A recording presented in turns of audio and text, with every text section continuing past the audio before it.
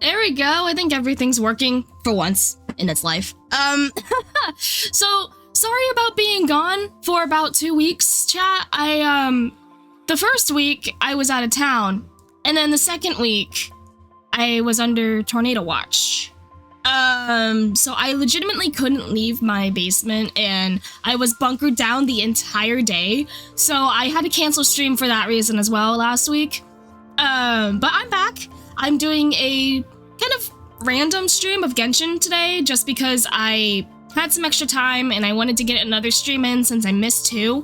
But I came back with an updated model. I don't know if how you guys feel about this model or not, but I felt like I needed to update mine majorly. I felt like that there were some things that, you know, could have used improvement, and I just wanted to kind of make a new model and see if I've improved, and I think I have. But I also want to say that if I sound nasally, or if I sound a little different than normal, that is also because while I was out of town, I got a touch bit sick, mixed with allergies. So I am sucking down cough drops, trying to not hack up a lung, but if I randomly mute during stream, that is most likely the reason. I am most likely dying. But I will try my best to commentate as well as I can today. I just do not know exactly how well I will be able to do so. Same schedule as always. I'm going to be doing Alan Wake on Tuesday, hopefully continuing and being on chapter 4? I think? Was it 4? Hopefully continuing Alan Wake. There should be 2 to 3 more streams on that, maybe 4, depending on how good or bad I am at the game. But then I'm going to go back to Resident Evil after that and hopefully go back through my Resident Evil campaigns, because I am very behind. But other than that, today's gonna be Genshin. Hopefully I'll finish Fontaine. I don't know if I can, but I think we're on the last act of Fontaine, if that makes sense. I'm not sure how far we are yet. But I'm gonna mostly use today's stream for a test run for this new model, because she I haven't used her before. She has a lot of toggles and a lot of other things that, you know, is new to my models, because I don't really have that many. But I'm gonna swap over to the actual game layout, that way you guys can see. Hopefully everything's working. No lag. Okay. My OBS tends to lag whenever I swap over, and so I always have to do that. But no, I think it's fine today. I think the last, I'm trying to remember where we last left off. I think we just have to find Farina and judge Farina, if that makes sense. So we have 1 act, 2 act. Hold up. This is Act 4? No, Act 5. So I'm pretty sure there's only 6 acts. This might be the last one, I'm not sure. Oh, I have to go this way. The audio looks kind of low, so I'm going to hoist that up. There we go. Yeah, find her, but where is the question? They're just like, hey, you need to find Farina. But I don't know exactly where. Bridge. Okay. Oh, hi, Zin. How you doing? Yeah, we're very late into Fontaine. This is like the last act, so this is going to be very spoiler heavy for you, by the way. But hey, I have drops on, so if you want to get some in-game Genshin drops, keep watching stream. Because I'm pretty sure you get 60 primo gems after watching an hour, I think. Something like that. I don't exactly know. But I got a new model, Zin. I don't know if you saw that. This is my test run, because I don't want to use her for a mainstream, you know? That's Farina, right over there. She really is here all on her own. Stay quiet.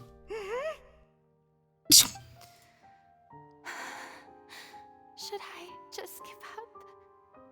This is all meaningless. What was meant to happen did happen after all. Everyone's dead. I'm sorry.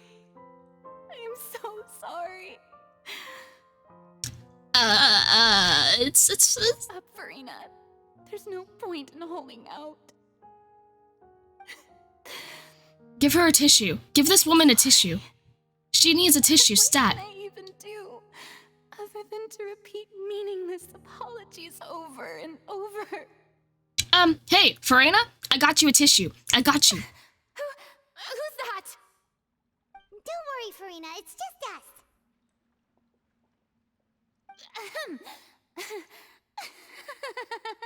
So it is you, blonde traveler from another land.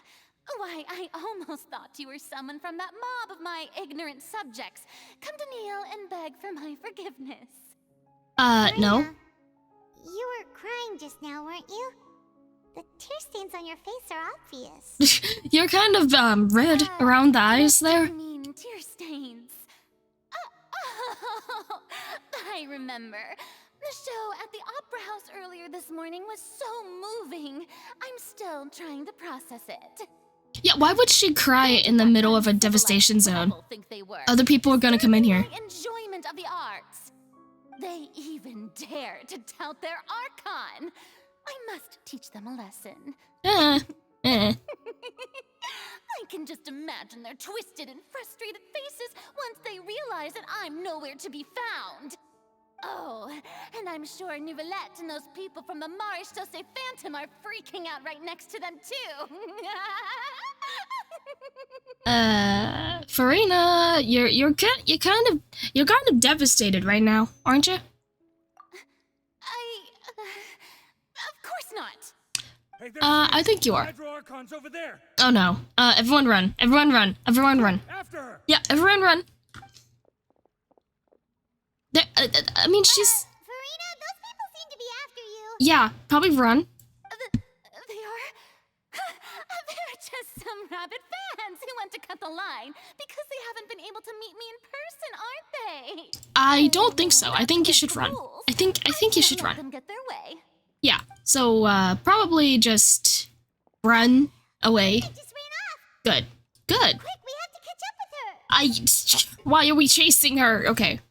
Why? Why? Can't we just leave her alone? She kind of needs to cry a bit more. Why are they running? They're running so fun. Like, they're jogging. They're going on a brisk jog. But like I said at the beginning of stream chat, I am still a little under the weather. So I'll try to commentate as best as I can, but I kind of might mute a little bit.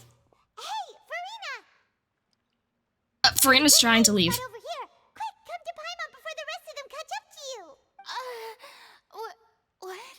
What is this place? Hurry, they're almost here. Is she... Fine. I suppose haste is warranted. Lead the way. Farina's just like, what? Where am I? I'm somewhere. Don't know where. Are we leading her into our trap? Because I know that we had some sort of trap plan for her. I just don't know what it was, because it's been a while. Oh, this looks quaint.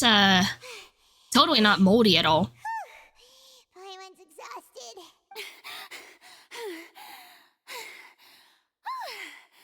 I'm so tired. I totally thought they had caught me. No, I mean, I merely gave in to the sheer enthusiasm they displayed. Uh-huh. Uh-huh. I don't... This place is not what I would call soundproof. You're right. Mm-hmm. Yep, that's a good girl.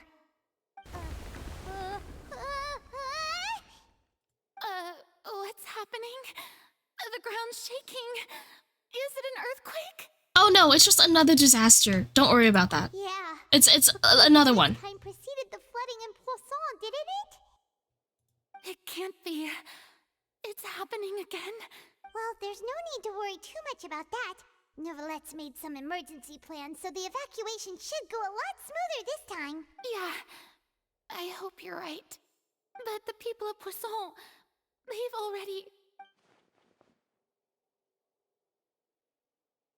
I mean, she, considering that she's the ruler, I would say that, yeah, of course she's a little, shaken up by this. It's true. I've been investigating the prophecy for hundreds of years. I once had informants all over Tevat, searching for clues and feeding information back to me. I've tried all kinds of ways, too, to hold back the sea. Anything to keep the coastline from advancing. But all my efforts proved to be futile in the end. Really, the truth has been clear to me for a very long time. We cannot make an enemy of the divine.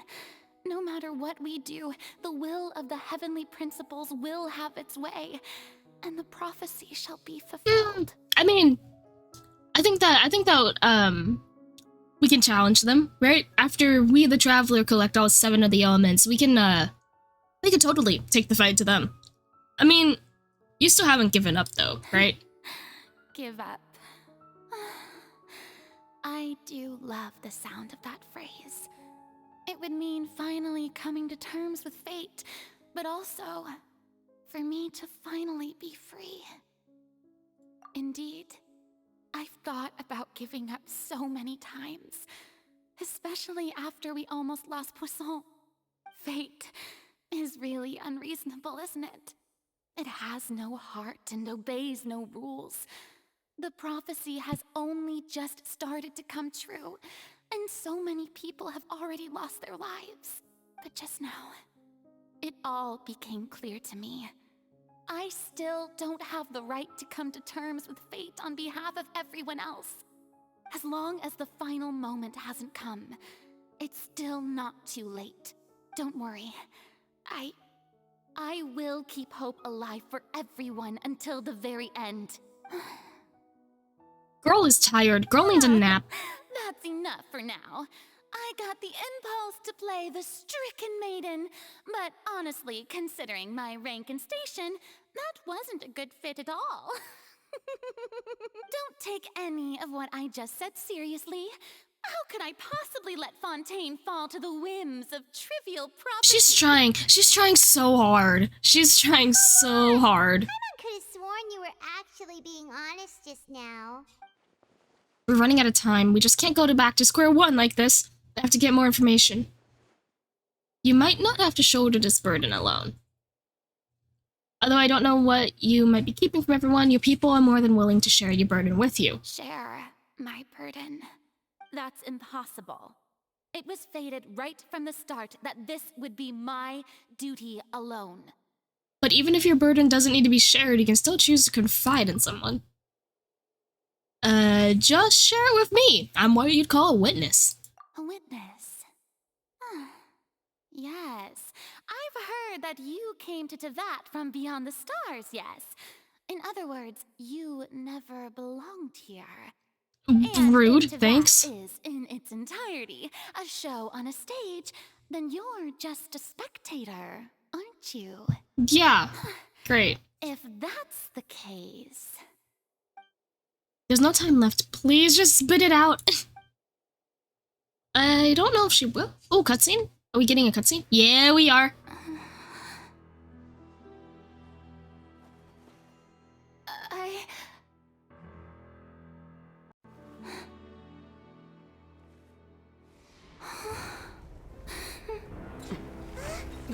Earthquake!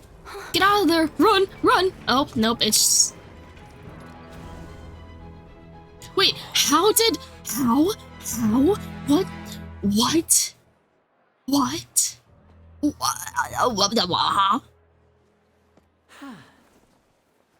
What just happened? Did Lenny just... Huh? He moved an entire building from Poisson all the way over to...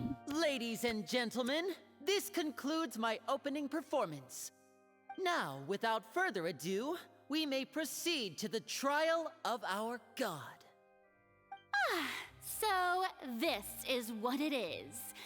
Yes, you deserve praise for the effort you took to raise the dramatic stakes. Do not forget, however, that I am Focalor, the god of justice, the embodiment of justice itself.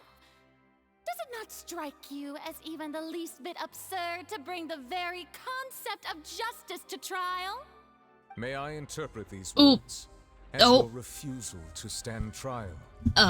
No, definitely not. You will have the opportunity to defend your honor through a duel. Oh, great. Hi, that's not Chevreuse. That's Clorinde.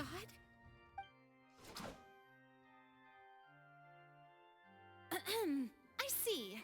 It seems like you have made up your mind. She's trying. Oh, never mind. She does nothing. She just... I can't believe it. She just surrendered.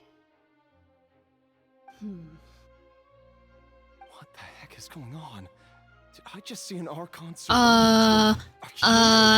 This is going swell, isn't this? This is going swell. What is the meaning of this?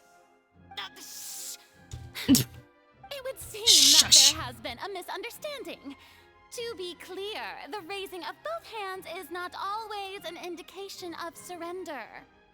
Looking for excuses again, huh? Yeah, I think she is. I raised my hands just now to indicate my acceptance of the trial.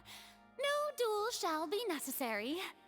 I will admit that I've been running away for a long time. I'm sorry, everyone. I was unable to protect the people of Poisson. It is my duty to stand trial for my crimes. Ooh, okay. You are not So she's the only ones to be disappointed in me. she's actually laying it out a bit. I, too, am exceedingly disappointed in myself. But now, it is time for the Hydro Archon to show you her courage and resolve. I, Farina, will use this trial to show the world the true meaning of justice. This time, I will protect you. She's determined, at least. Applaud and rejoice. That's great. One of the most outrageous and Oh, she's okay. arcs known to the opera epic. At least she's taking the stage like completely over. At least she's doing that. Mark my words. This shall be one of the most exhilarating and brilliant shows ever to grace the stage of Fontaine. The trial of the Hydro Archon, Focalor, will now begin! No, Oh, now we're making history! she made it her own. She did it. Why does it feel like Farina just took over the whole thing? Like, come on! Didn't she just get forced to stand trial for her crimes? Also, She's very even happy though about that. She's still acting super dramatic.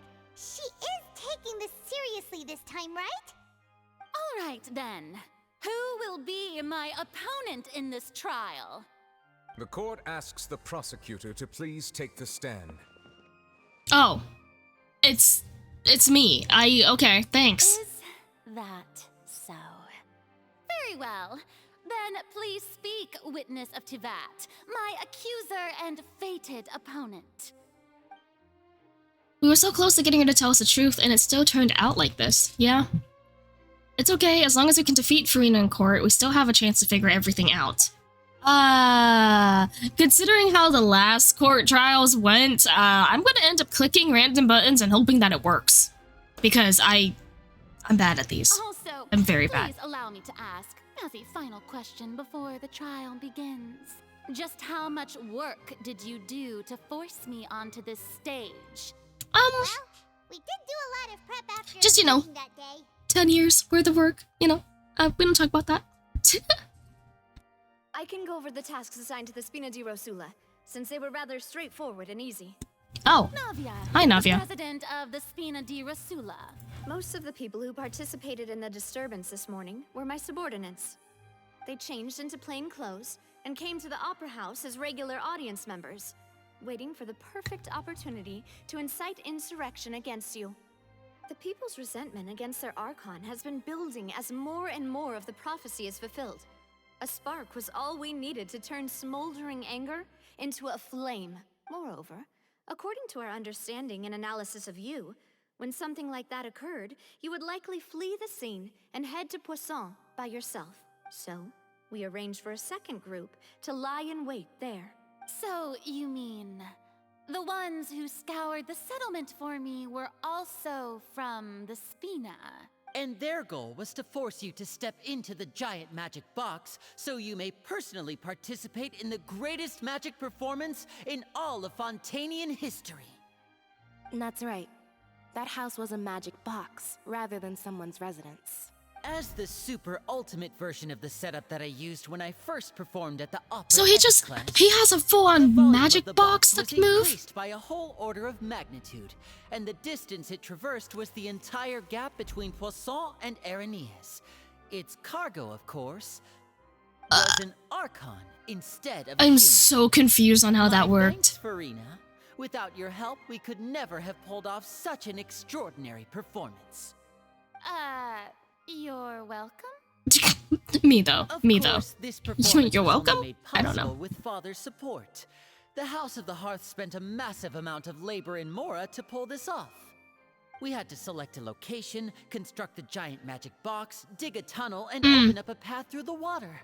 It was a lot Okay, of no, work we for got all it. of us. I got it now. So, It is in exactly like the other one. words, the earthquake that we felt within the giant magic box was just a normal tremor from the transportation of the whole house? Yep. That's right. It wasn't a sign of another disaster to come. Sorry about that. We deceived you back there. Then, I can guess Nervilette and Cloran's parts. You gathered a crowd, prepared a stage, and made sure that the champion duelist would be immediately ready for a fight. Okay, but what would So that happen as soon if as I Farina did appear fight on her? the stage, the trial may commence without a hitch. Am I right? Yes, that is correct. Well, Clorand, I must commend you for your courage. Only the most outstanding champion duelist in all of Fontaine would accept a duel with an Archon without flinching. I mean, Clorand is, As you for know, Clorand, so it makes sense. I suppose your role was to keep me distracted with conversation once you found me in Poisson. You'd make sure that I didn't notice anything amiss before revealing yourself as my prosecutor once we'd arrived onto the stage. No, you guessed wrong. Simply. My mission was to give you one last chance. That is so sad. No. That sounds so sad.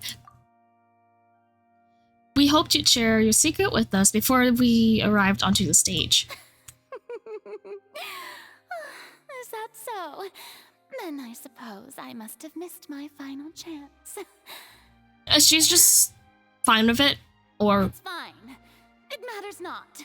What's done is done.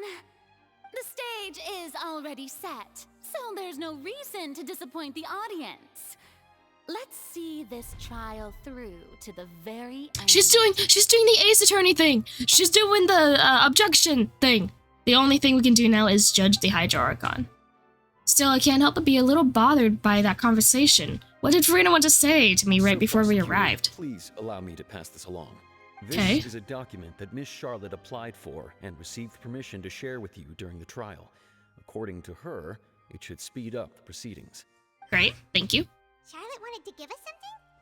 Oh, so she's here too! Hey, Charlotte! Oh, Leb Hymancy. Isn't this the exclusive interview that she did with us before? Great. I mean, She's already finished it, huh? I don't know how this would speed things up. Wait, then that means this document is a perfect timeline of everything that's happened ever since we stepped foot in Fontaine.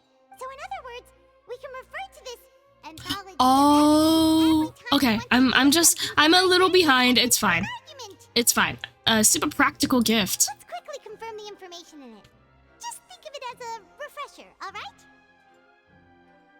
You defeated the Hydro Archon in the very first duels you took part in at the Opera House. That's one for the history books, all right. Yeah, we became Linya's attorney. I didn't think that you'd wind up getting to the bottom of the case I'd been following all this time. I guess you could also see this as a happy coincidence. We helped with the Zero disappearances. This is the first time Monsieur Nervillette had a difference of opinion with the Oratrice. Even the Hydro Archon can't figure it out. The meeting with the knave. Chloe Harbinger. She's an extraordinary person. Her instinct must mean something. It must, honestly. The fortress of Meripede was almost destroyed in a single day. That I didn't witness that scene personally will always be a source of professional regret, I think. Oh gosh. I mean, why would she be down there? According to Monsieur Nervillette, both Child and that whale should have been in the primordial sea at that time. I nearly lost my awesome friend Navia. To be honest, that still gives me shivers. Okay, so that's right. Navia almost fell in. The words of someone as extraordinary as a witch can probably only be truly understood when something surreal happens to you. Okay, so that is correct. That is correct. We did all of this stuff up until now. The prosecution and the defense are both in position. The trial shall now begin. Oh, come on, Nervillette. There's no need to repeat all the unimportant legalese. Just fast forward to the part where the prosecution lays out my offenses. As the defendant and the lead actress of this performance, I still haven't even been informed of my supposed guilt in all of this. Of course, it is only natural for humans to struggle to understand the actions of a god. However, you will need more than that to convict me of a crime. That's true. But my charge here is unrelated to your conduct as an Archon. We're talking? Hello? Instead, I would like to charge you as a fraud who's never been the Archon in the first place. Wait, what was that? Lady Farina's a fraud? I'm just shocked that we talked. Hello? I came here thinking that we were going to try the Hydro Archon for forsaking our duty, but did I hear that right? She's not our Archon at all? Charge accepted. Lady Farina, do you plead guilty to the charge? No. Lady Farina. I plead not guilty. How can I be guilty? There is no way that I, Focalor, otherwise known as Farina, she's taking this so... and the Regina of all waters, kindreds, peoples, and laws of Fontaine could be anything other than your true... She took this as a personal insult. Even though Lady Farina can be rather eccentric, isn't it going too far to doubt her very identity? Yeah, I've never questioned her identity either. Sure, Lady Farina can be super irresponsible, but what grounds does that prosecutor have to make such a huge claim? I have cause to believe that common sense will prevail in this case. Many of the members of the audience have known me as the Hydro Archon ever since they were born. There would be no fooling their memory.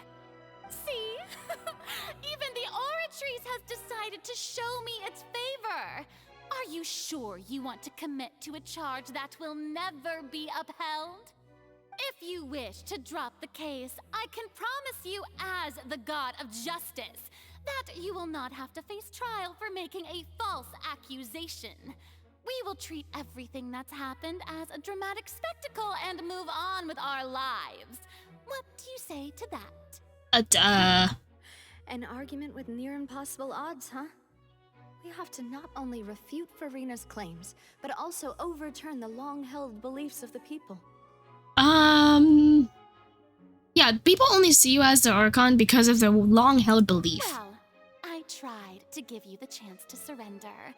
If you must persist, then let me ask.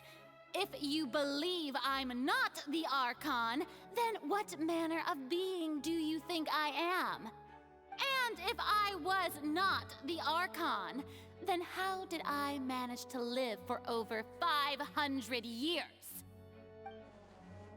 Gotta think carefully. What do we know to be special about Farina? Oh crap. About Farina?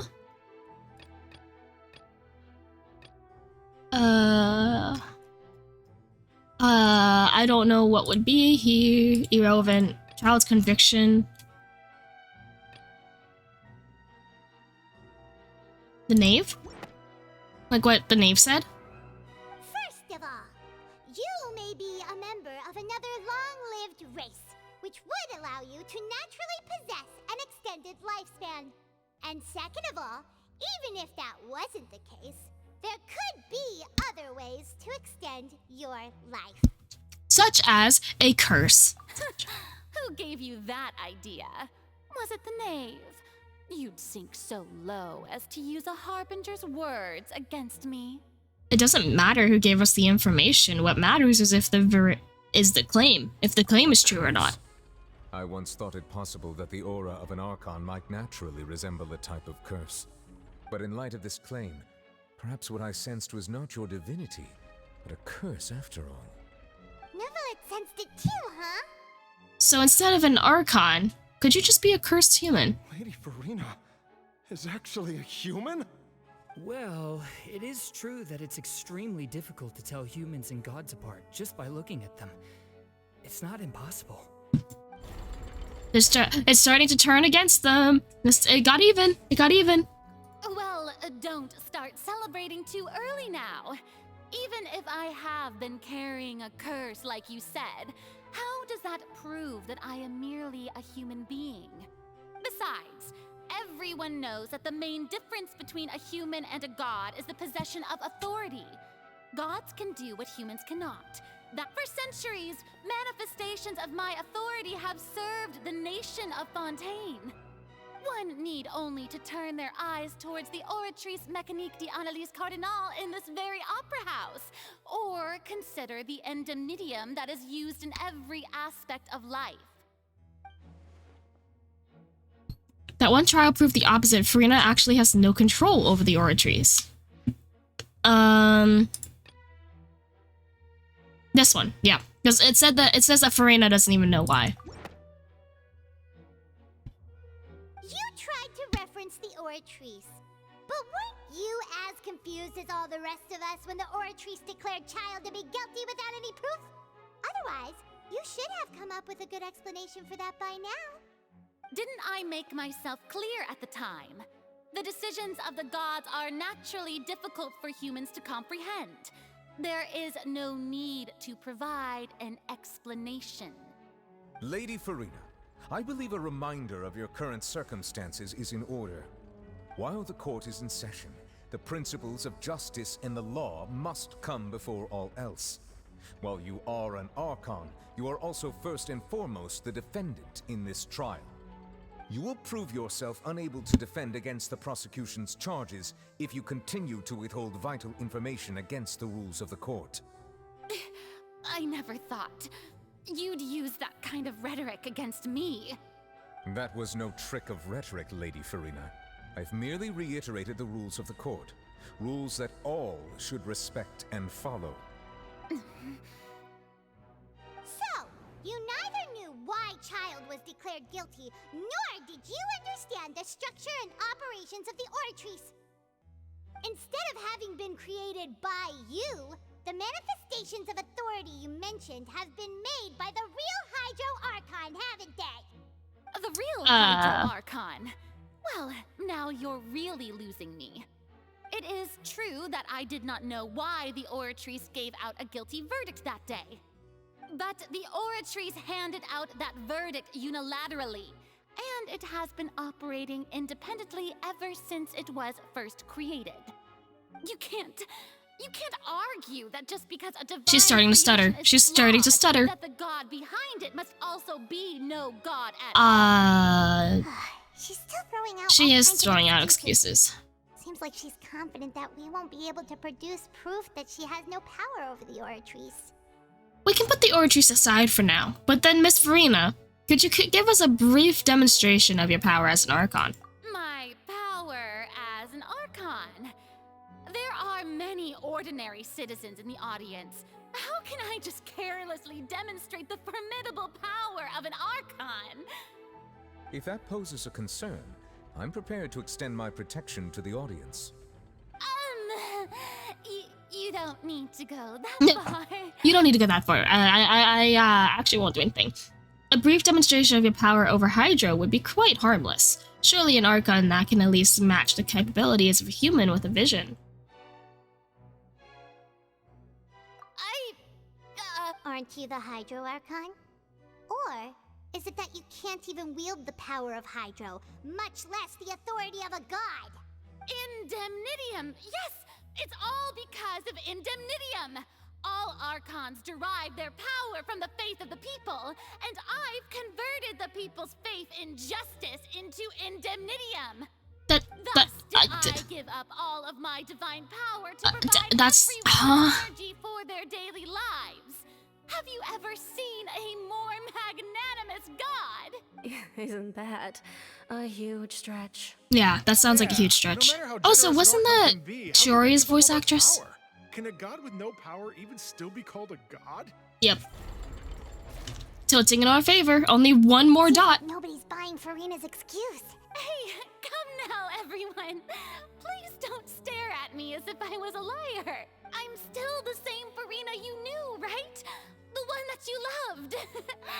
Shouldn't you want to believe in me? Please? You've got to believe me. If what the prosecutor She's trying so hard. She really has committed a grave offense. Did she deceive all of us?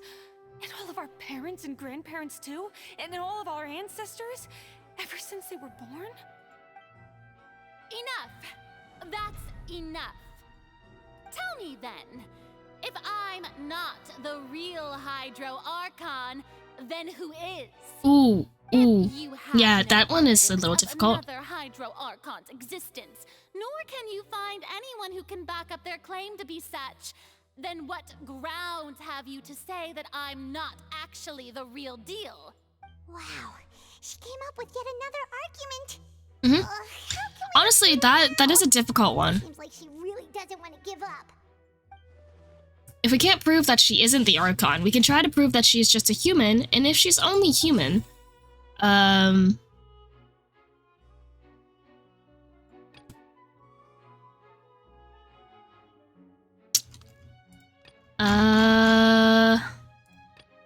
it began to collapse, only the protection of the speeding Zealer, probably the serial disappearances, maybe? It has been established that all Fontainians can dissolve in water from the primordial sea. And that means...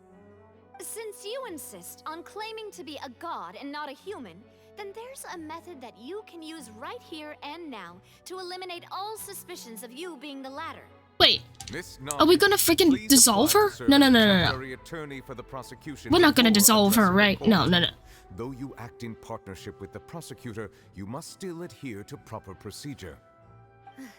Super sorry, Monsieur Chief Justice. I swear this really will be the last time that I'll speak out of turn. Now, I've brought some seawater from Poisson. As everyone knows, a massive flood struck the area not long ago, taking many lives, including those of some of my closest friends. So, Miss Farina, would you dare to touch some of this seawater? If we are to believe that you are indeed the real Hydro Archon, touching this seawater would have no effect on you. All it should do is strengthen your case.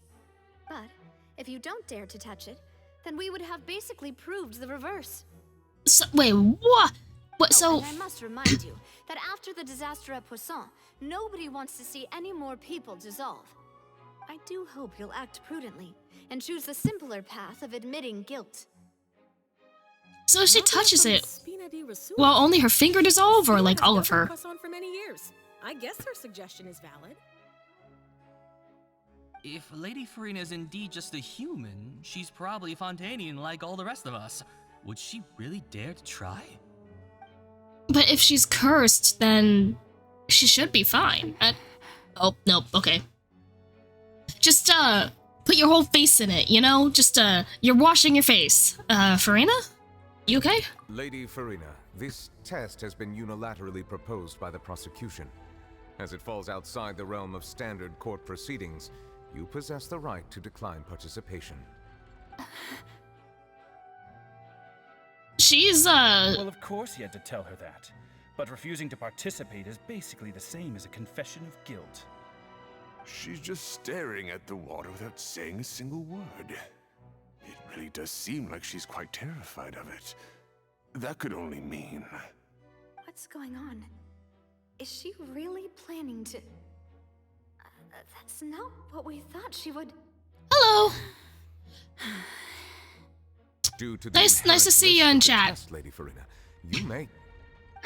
Oh, okay, she put her hand in it. Girl? Hey! Everyone's just like, why did she do that? Okay, we're doing great. So for anyone new coming in, this is really late game for Genshin. So if you are trying to avoid spoilers, I do not mind if you skip out on stream. But as for what's going on right now, we have the Archon of Hydro on trial, and she literally just kind of dipped her hand into seawater that dissolves people. So everyone is really shocked because they thought she wouldn't do that. And I also I have a new model for those who came in.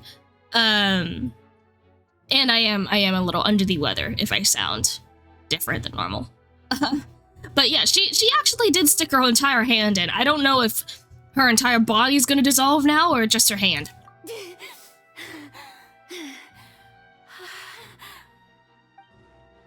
I'm fine!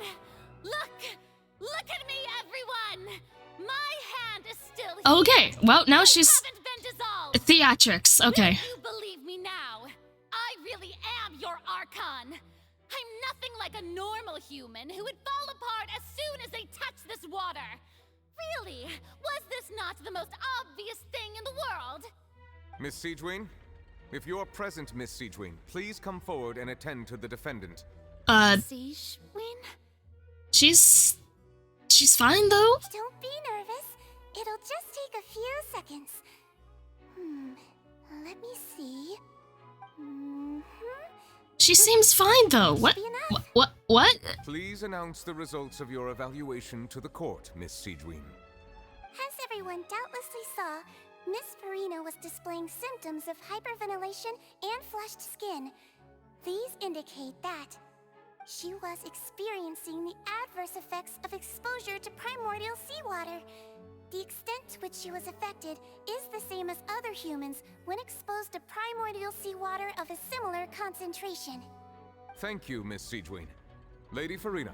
Wait, so she was affected? I'm confused. What did she just say? I didn't get dissolved. Shouldn't that be enough to prove my innocence?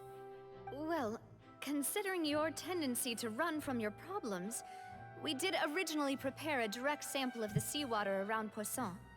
However, after extensive discussion, we exchanged it for a sample that is not concentrated enough to dissolve an actual human. After all, on the off chance that something entirely unexpected might occur, we don't want anyone else to lose their life to the sea. Oh, so she was set up. Okay. Out of regard for Farina's life, you secured a low-concentration sample and asked the head nurse to serve as an expert witness. It's a great thing that the direct sample wasn't actually used. Farina could have... I can't believe... You... Oh, we tricked her. What's really going on here? Farina couldn't have known the consequences of touching that water. It's too unlike how she usually acts, unless this is more important for her to keep her facade up. But she hasn't given up on everything. How did she give up on anything? Listen to me. Listen to me. Oh, she's trying. Please don't give me such She's trying so hard. disdainful looks. What happened just now didn't prove a single thing. Think about it. How can you conclusively prove that an Archon can't also be affected by the primordial seawater? Also, if I was really just a human, why would I dare to just put my hand in the water? She's trying so hard. Someone give her a tissue. Someone give her a tissue. She kind of needs it. Please, everyone, anyone, just listen to me. I swear, I really am your Archon.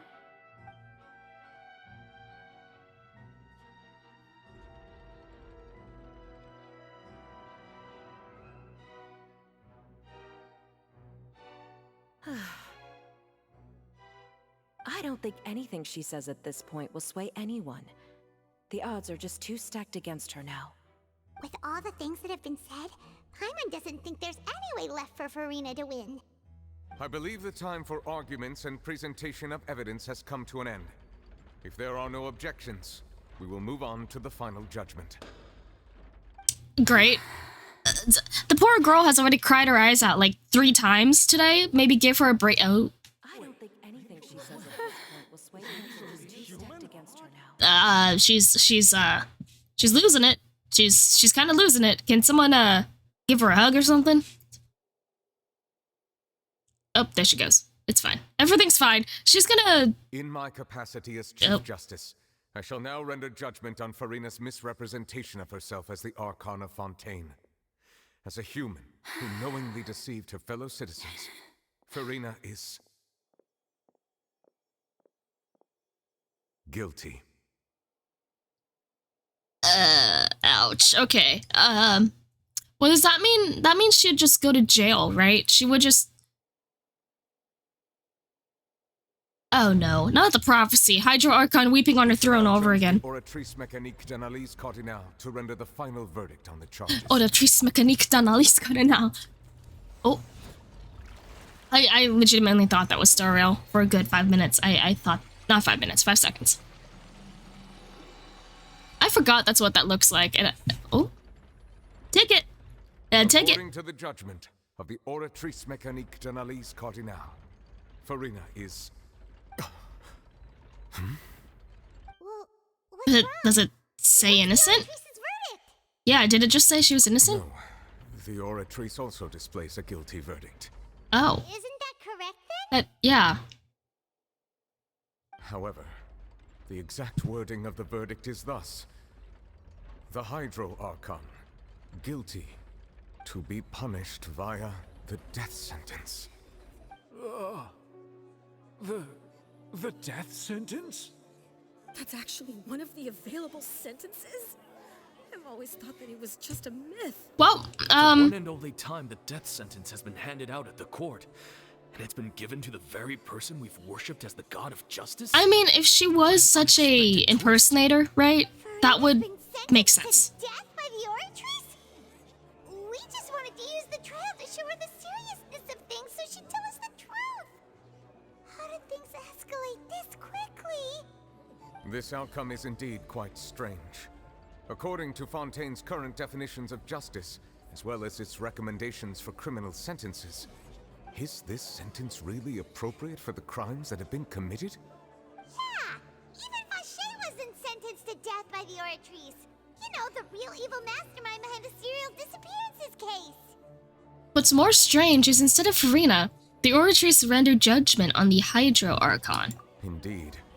Not only is Furina's sentence overly excessive, the very point of our trial today was also to prove that Furina has never been the Hydro Archon in the first place. But now, the Oratrice seems to have deliberately invoked the title of the Hydro Archon. What does this mean? Cutscene? Cutscene? Oh. Excuse me, if I may interrupt. Wait, why are you here? Hello? Is the trial still going? Fremine, you finally made it. I assume this means you've completed your mission? Mm-hmm. Any mission Father assigns to me will always be top priority. Okay. Fremine brings a stone slate onto the stage. That the first prophecy slate? Huh. So the knave privately arranged for Fremine to try and find the missing slate. I looked everywhere and finally found it at the bottom of the sea. It took me a long time to get around some dangerous stretches of water. But has the trial already concluded? Then doesn't that mean I've come too late? Oh no. Father will be disappointed in me. Oh my gosh, no. No, that's so sad. Okay, wait, no. It's still not too late. It's still not too late. You'll be fine. You're fine. Thank you for your hard work, Mr. Fremine. How did he haul Please that allow all me the to way review over the here? record left on the slate. Traveler, I believe that you have already seen the other existing slates, and would like you to come here and confirm their contents. Okay. Well, I guess I'm heading down too. This is just a party. We're just having a nice old party. This looks like the previous Hydro Archon releasing her divine power, turning Oceanids into human beings. I believe I've now made sense of the Hydro Archon's crime. It has to do with Fontaine's lost history. Huh? Isn't the Hydro Archon just guilty of deceiving her people?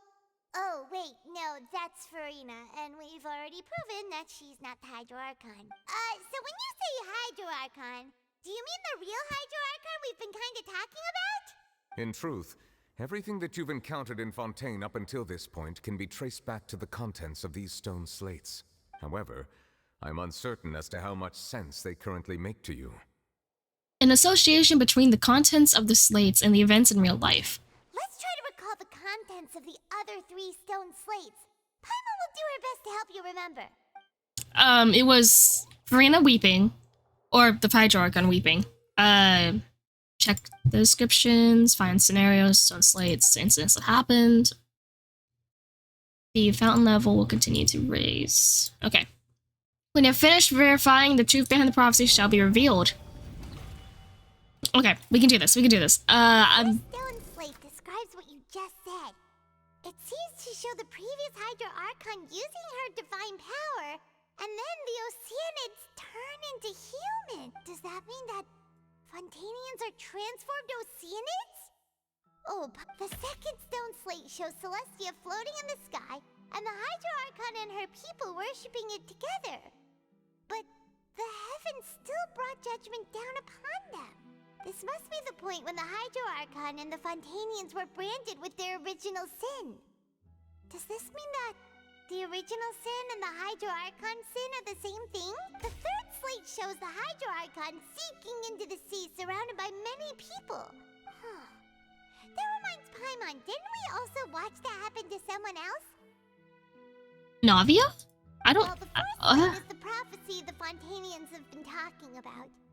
People dissolving into the sea, the Hydro Archon crying on her throne, and so on. We didn't believe that such a crazy disaster could happen at first, did we? But after that incident, it was just a question of when and not if. Okay, so...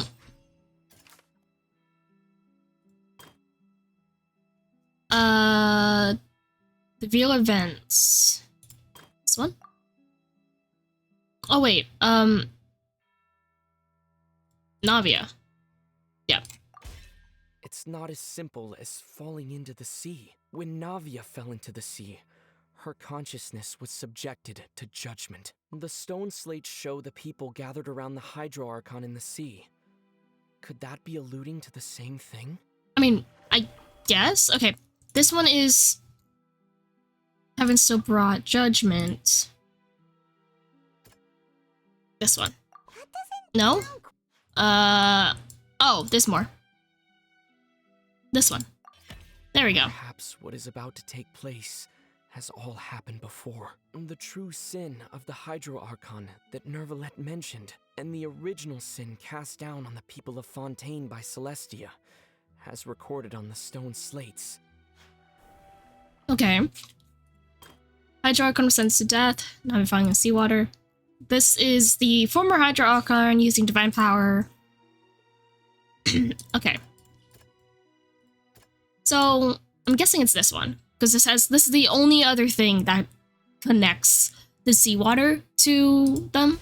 There we go. We know from the case of the serial disappearances of young women that Fontainians can be dissolved in primordial seawater. And the first stone slate tells us that long ago, the Hydro Archon used her power to turn Oceanids into humans. This might be the reason that Fontainians can dissolve. Yep. Okay, so the last one is her weeping on a throne alone. This one. Nope. This one. There we go. The prophecy from the stone slates found its way into society, but not many people believed it at first. The fortress of Meropide was nearly flooded with primordial seawater, which we know can cause Fontainians to dissolve. It seems increasingly likely that the prophecy may come true. If we hadn't dealt with it in time, things could have gone very badly. Okay, so we got it figured out. We did it somehow. Dissolve into the primordial sea but won't cease to exist. Their essence will flow in the seawater, converge, and take the form of an Oceanid. I mean, great. The Hydro Archon was sentenced to death in court, shocking everyone present. Perhaps this means that her sin was actually Fontaine's original sin. Navia fell into the water inside those ruins, and she nearly dissolved. She was surrounded by the people of Poisson in a court within her consciousness, and was forced to take part in a trial meant to make her stay. The eruption of the primordial sea at the fortress of Meropide was the surest sign that the prophecy was about to come to pass no matter what. I'm actually kind of lost here. My brain is not braining. The stone slate's contents can all be verified by recent events. If we combine what we know together, loads of truths should come to light. I mean, we kind of already knew this though. So this was just a verification process for everyone else to be on the same page. Oh, cutscene. Huh? Oh, Paimon gets it now. So that's how you can make sense of it. But then it feels like we're going to have to share some truly shocking revelations. Let's hear them. The first slate reveals that Fontainians are not real humans. Incredible. Linny, did you hear that? We're not real humans. All Fontainians were originally created by the late previous Hydro Archon, with Oceanids as their basis. The evidence for that can be found in how only Fontainians could dissolve in primordial seawater, and how all the girls Vacher dissolved were also turned into Oceanids. Oh, and according to Navia, when she was about to get dissolved, she also saw everyone gathered around for a trial. All of them in the shape of Oceanids. Indeed. The second slate reveals that the crime of the Hydro Archon was her creation of Fontainians from Oceanids. So, it follows from the content of the first slate that she probably angered Celestia by creating humans without prior permission. That could also explain why the Oratrice judged the Hydro Archon to be guilty. It's to account for that ancient sin.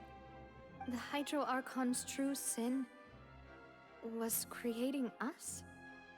And yet, after many hundreds of years, the Hydro Archon's creations have turned around to try to judge the Archon within the Opera Epiclese. The twists of history are often the most unexpected of all. So, the prophecy where everyone dissolves into the seawater is literally just returning all the humans back to the original form. But if Celestia just views it as that, then that's a little sad, because everyone has free will now. I'm still convinced that it should come after the fourth slate. Isn't the image here just like when Navia fell into the sea? Yeah. So wouldn't it be trying to show the image of the Hydro Archon also falling into the sea once the prophecy has been fulfilled in the fourth slate? In the end, the people will all be dissolved into the waters, and only the Hydro Archon will remain weeping on her throne.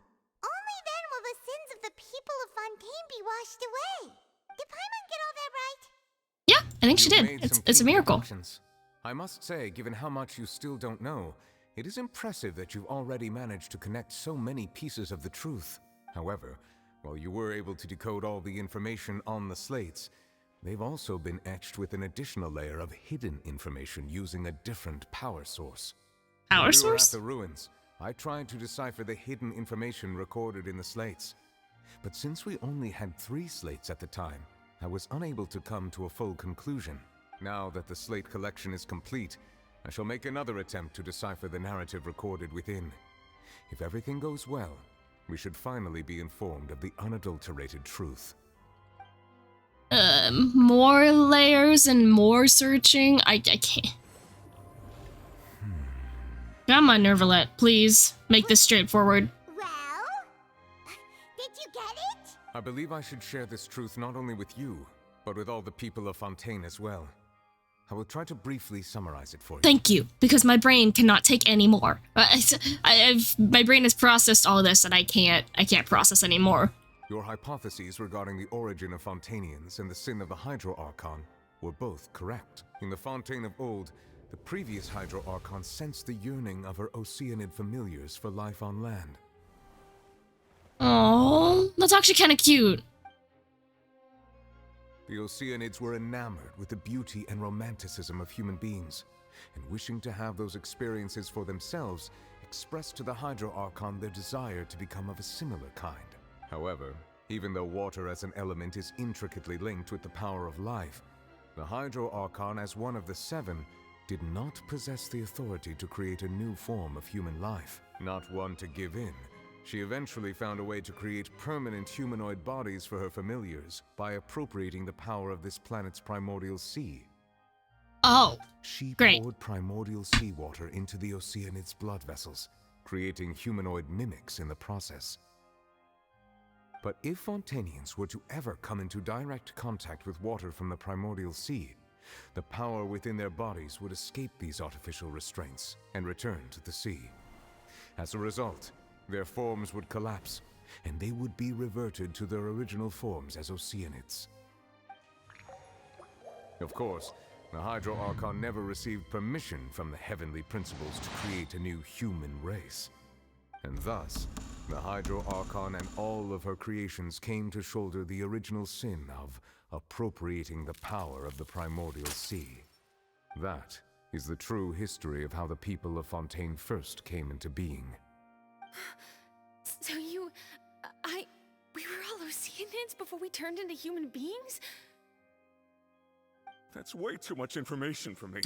Yeah. That I never heard a single thing. Yeah, I understand that. Like, if you were told that you're not an actual human, that, oof. We can't let the Hydro Archon be sentenced to death. After all, her only sin was creating us. This really might be too much information for your regular Fontainian, but it does answer a lot of our questions. I mean, yeah, but, your ugh. hypothesis regarding the 3rd and 4th stone slates was inaccurate. The slates' respective positions are, in fact, correct. What's the 3rd slate supposed to represent, then? A key point of the visual on the 3rd slate is how all the individuals depicted in the water are humans rather than Oceanids. They have not been dissolved, which implies that the water depicted in this slate is not water from the primordial sea. The nation of Fontaine is the nation of Hydro, as well as the nation of trials and justice. Instead of being the literal element, the water in the scene symbolizes judgment and justice. You may also recall Navia's experience. When she fell into the sea, her consciousness was surrounded by that of many others who intended to hold a trial to determine her fate. Therefore, the meaning of the 3rd slate is that the people of Fontaine shall try the Hydro Archon at the court of justice. What? I thought I mean, I guess that makes sense. But, like, I thought that we were going outside of the prophecy, not actually, you know, taking part in it. Yes, it refers to our present situation. I think I'm following now. So, what you're saying is, even though we decided to put on this trial to avoid— You're speaking out of turn again, Navia. In truth, everything we've done has happened exactly as the prophecy foretold. So now, it seems, we're the ones making sure it comes true. What should we do? It feels like there's no way out of this. Huh. No matter what, the prophecy will be fulfilled. Is this what it feels like to be a prisoner of fate? If that's the case, does that mean the scene in the fourth slate will also be fulfilled soon? Traveler, I would like to point out another small fallacy in your deductions. About the fourth slate. You probably thought that the eruption of primordial seawater beneath the fortress of Meripede served as the surest sign that the prophecy was about to come to pass, yes? I mean, However, yeah. I believe that rather than being a sure sign, that eruption could in fact only be a small warning of something far worse to come. As for the root cause of the catastrophe, I believe you've already encountered it once before. Have I? Wait, what? I honestly can't think of it. Is it child? I don't... This eruption was just a small warning of the things to come. We must... The root cause.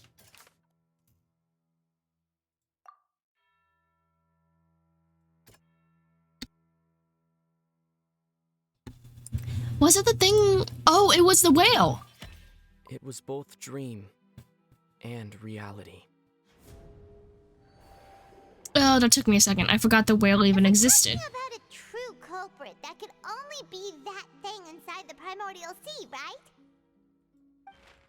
The truth, the original sin, the trial, and the root cause of the disaster.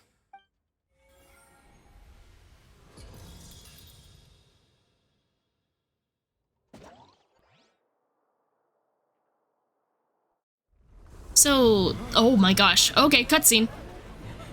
So the whale is what caused the fortress to kind of explode? I'm following, but kind of slowly. Oh, it's pretty! Is that a narwhal or is that an... Oh, okay, thanks, Neverlet. Oh, no, he tried. He did try.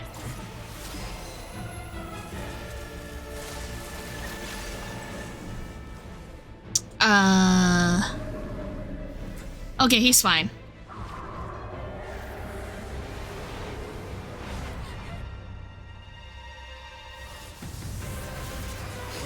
Child, my boy! Child, my boy! He's back. He's back. Okay. I'm glad that he's okay. I'm glad he's alive.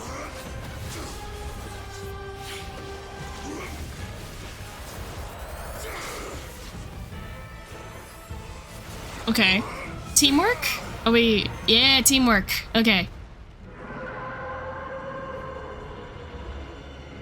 We're finally finishing Fontaine today. This, oh my gosh. Child. Oh, he's damaged. Oh, no. Buddy? Buddy? Child? Take a rest. Oh, okay. Bye. He gave us a thumbs down and he was like, okay, I'm gonna take a nap now. Way too close! How did that thing just burst into the opera house? Wait, was that the huge whale you saw in your dream? I'd wager is also the one that Child saw when he was young. So we've met it at last. I understand very well why it has chosen to make an appearance here. That whale does not belong to Tevat. It is a monster that has traversed the stars, weeping all the while. It has been greedily consuming the energy from the planet's primordial sea, using it to grow. That is the main cause for the rising sea levels. And once it has finished consuming all of the energy contained within the sea, its next step will be... You said that when the Hydro Archon first created Fontainians out of Oceanids, she filled their blood vessels with primordial seawater. Precisely. That whale finds the blood of Fontainians nigh impossible to resist. Oh, great. That's great. Therefore, when it left the primordial sea, it decided to make its next stop a packed opera house full of food. Food in the form of Fontainians. We just barely managed to push it back, right? In that case, won't it come back to target the people again once it's managed to recover its strength? That is correct. Indeed, it is more accurate to say that we should thank that Harbinger for buying us some time. Without him, the whale would have likely come onto land far sooner. From the way Thank you, child. He must have been fighting the creature for quite a long time. That battle maniac. We've always known that he had a special connection with that whale, but we definitely But why? But why though? Anyway, now that we know that this whale is the actual cause of the disaster recorded in the prophecy, all we need to do to stop the prophecy would be to find a way to beat it up, right? I mean, I guess. It's too late. Wait, what do you mean? I can kill that thing. It had already absorbed too much of the primordial sea's energy before we could notice it. At this point, it has become practically integrated with the sea itself. Even if the entirety of Tevat were to be destroyed, it could still survive and swim off towards some other world. That's not something I will accept. We've already done everything we can, and we even found the true culprit. We've come so far. You can't just tell me that the last hurdle is some impossible foe. That's just not fair. Yeah? Indeed. That's not how a grand performance should end. I'll fight it to the end, no matter what. Yeah. So the prophecy. Wait, so if they touch the whale, are they gonna dissolve? If they just touch him, then they go. Oh, what are we saying? Prophecy. Yes, what has been prophesied will be fulfilled. You may view such things as the history of the future. Okay, so we're just remembering what N told us. What if this isn't all about fate? Just as prophecies are usually only the future as seen from the perspectives of the gods, could things be happening in hidden corners where the gods' gaze does not fall? Ultimately, fate shall serve as your only guide, no matter what will happen in Tevat's future. All you need to do is to play your part. Could it be even if the prophecy is fulfilled, there's still a way to save everyone? Did I miss something? Wait, I forgot about Farina. What was it she wanted to say to me at the last moment? What is her real secret? Oh, okay, so we just need to capture Farina. Oh, crap. Never mind.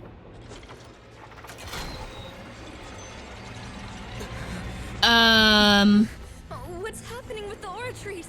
It's malfunctioning! Everyone run, it's gonna blow up! It is preparing to carry out the death sentence. Oh.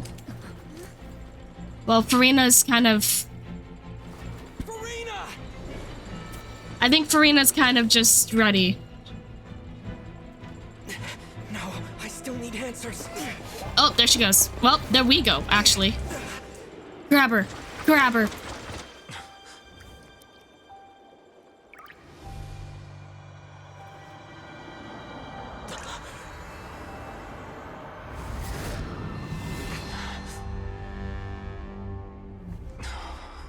Oh.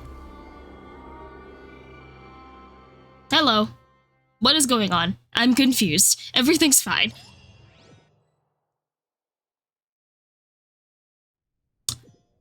Did we get transported into another dimension? We got isekai'd? Why is only Nervalette here? Hello? Oh, she's pretty. Farina?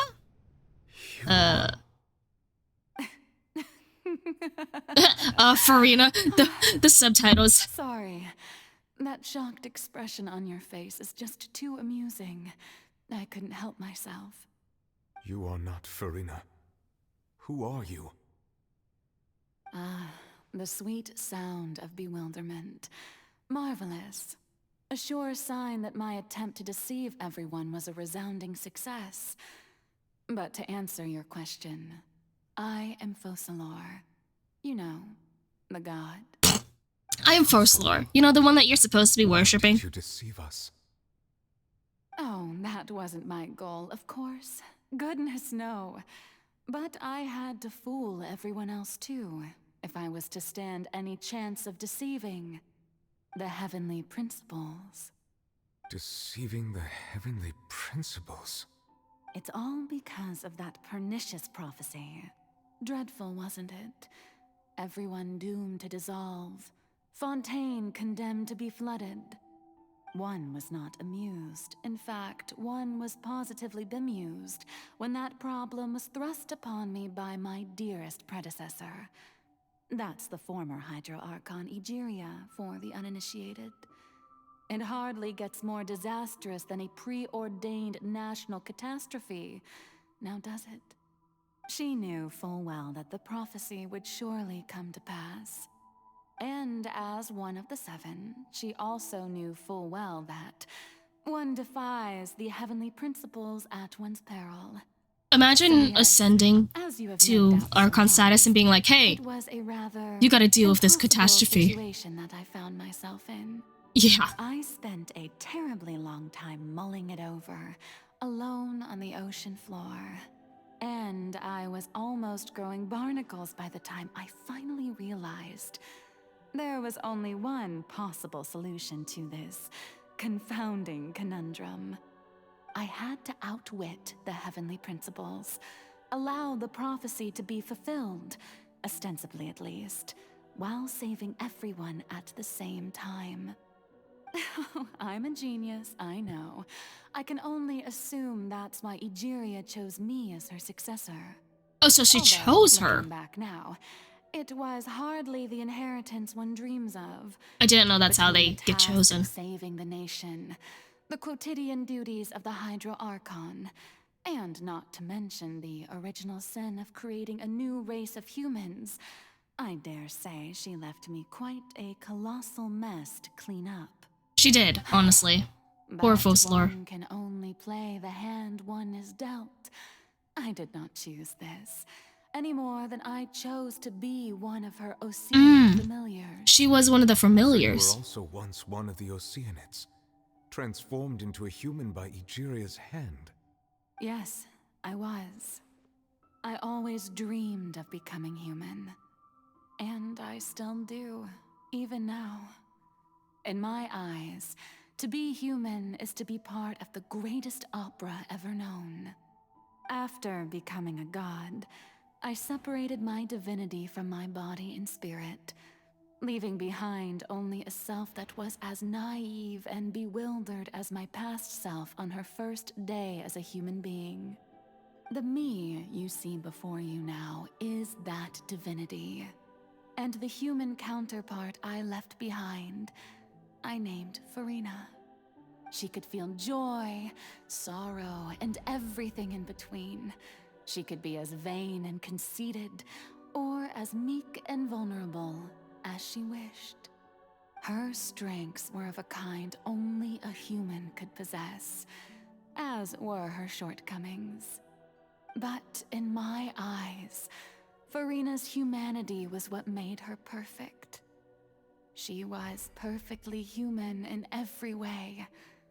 The person I always wanted to be. The voice acting in this section is immaculate. Oh, so then I cursed her. The plan, of course. The plan to deceive the heavenly principles. I made her perfect, and then I cursed her. But, you know, that's just something for another story. The final scene of the prophecy. The Hydro Archon alone, weeping on her throne. In order that the prophecy might appear fulfilled, I invited Furina to be an actress, to play the part of the Hydro Archon in the prophecy. Under the curse I placed on her, so long as I, Fossilor's divinity, continued to exist, she could not die. But nor was she free to live her life in the pursuit of happiness. Instead, she was forced to take the stage in the opera house, to embrace the role of leading lady, to forever play the part of the god from the prophecy, all to create a deceitful appearance of that prophecy. Poor Furina, man. I suppose now you probably understand why your court is called the Opera Epiclese. But Furina is only human, isn't she? Even though she has had a long life, her mind is no stronger than that of any other ordinary human being. I cannot begin to fathom what she has had to endure. It must have been torture for her. I mean, yeah. Indeed. And although she is in a sense, me in human form. I most definitely owe her an apology for it. It's been 500 years, and all along, she's been playing her part in the most unimaginably long, unbearably lonely, and agonizingly painful opera of all time. Oh my gosh, no. This is, the voice acting is too on point. I'm already trying not to hack up a lung here. Please don't have me, like, sweat from my eyeballs. I came into contact with Furina's tears. If I remember correctly, tears often convey emotions. With sufficiently strong hydrosensitivity, I can form an emotional connection, just like I did with that Oceanid at the Fountain of Lucine. Could this be Furina's inner world? Furina, what is she doing on stage? Wait a moment, that isn't Furina, that's probably herself. If I can speak directly to that self, I might be able to get what I wanted to know. I came here for answers. Either way, this opportunity is not to be missed. Let me try talking to her. We're just gonna talk to her subconscious, you know, bypass any sort of walls she put up. I can't get up there. Hold up. Got up there. I did it. I did it. I cheesed the system. Hello. Can you give me the answers I needed? Who permitted you to come onto the stage? Now, I understand your admiration for my august self, but I must ask you to keep to the rules. It's me. All right. It is not my intent Don't to look at me. reprimand you. There is no need to state your name. Just be off with you. Do not distract me from my performance. But I don't see an audience here. Oh, do not jest. Can you not feel it? Just let the stage lights go off. Lore. The eyes of countless Fontainians are upon Oof. me. I must, at all times, display the utmost elegance and nobility. Something's off. There's no getting through to her. Even in the heart of hearts, she's still playing the role. What sort of resolve must she have in that her inner self and subconscious would be such an impenetrable defense? I must find a way. Just turn off the spotlights. The captions at the top were talking about it. Yeah, turn off all the spotlights. Man. She must be, like, burning up. Okay, let's turn off this one. Dear audience, the performance Oh, crap. is experiencing a technical difficulty, but worry not. The guards shall resolve it soon enough. Don't move. She moved on me. Ow, ow, ow, ow, ow, ow, ow. Okay, this is not my strongest team. This is not my strongest team. I might die. Okay. We're fine. We're fine. We're fine. I don't think I can swap teams here. It's fine. I think Gaming can take this. Hey, what gives? The audience is still watching me, you know. Guards? Wait, where are the guards? Guards! Where are the guards? They're gone. The guards are gone. Woo! You're nimble. Ow.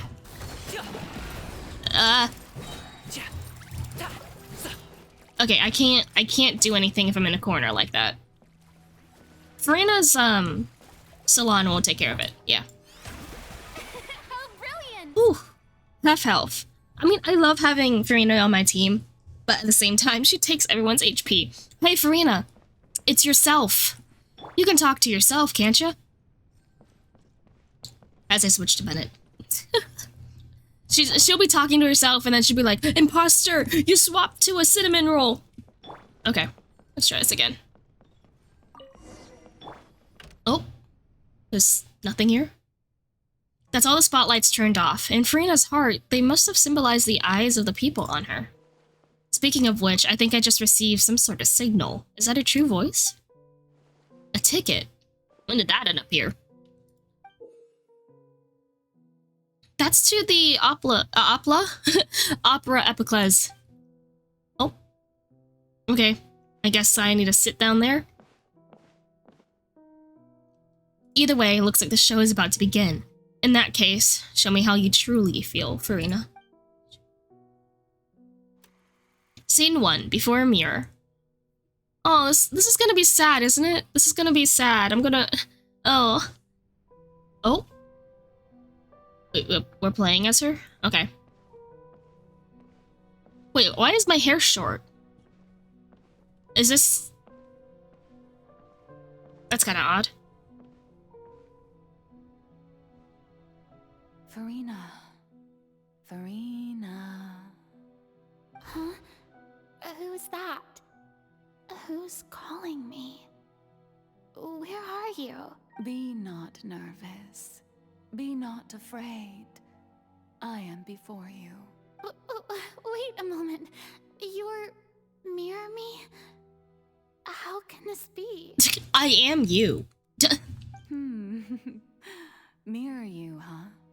You know what? That's not bad. Let's go with that. Mirror me. What do you wish to say? The prophecy. Have you heard of it? What prophecy? Wait. I know. I think.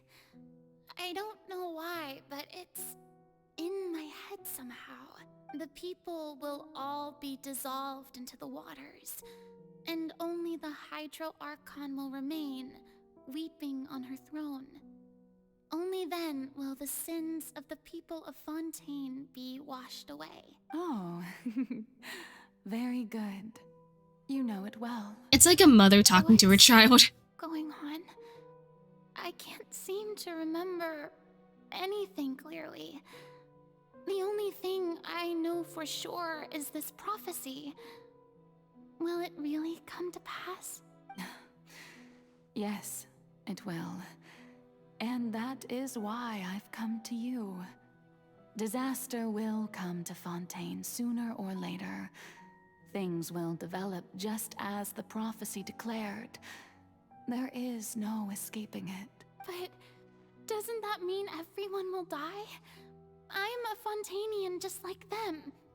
Will I dissolve too? Oh, don't worry. Magical meetings exist in this world precisely to give people a chance to turn things around. It is the reason why you met me today.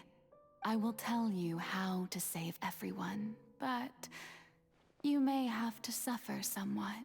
Somewhat? Somewhat? Girl.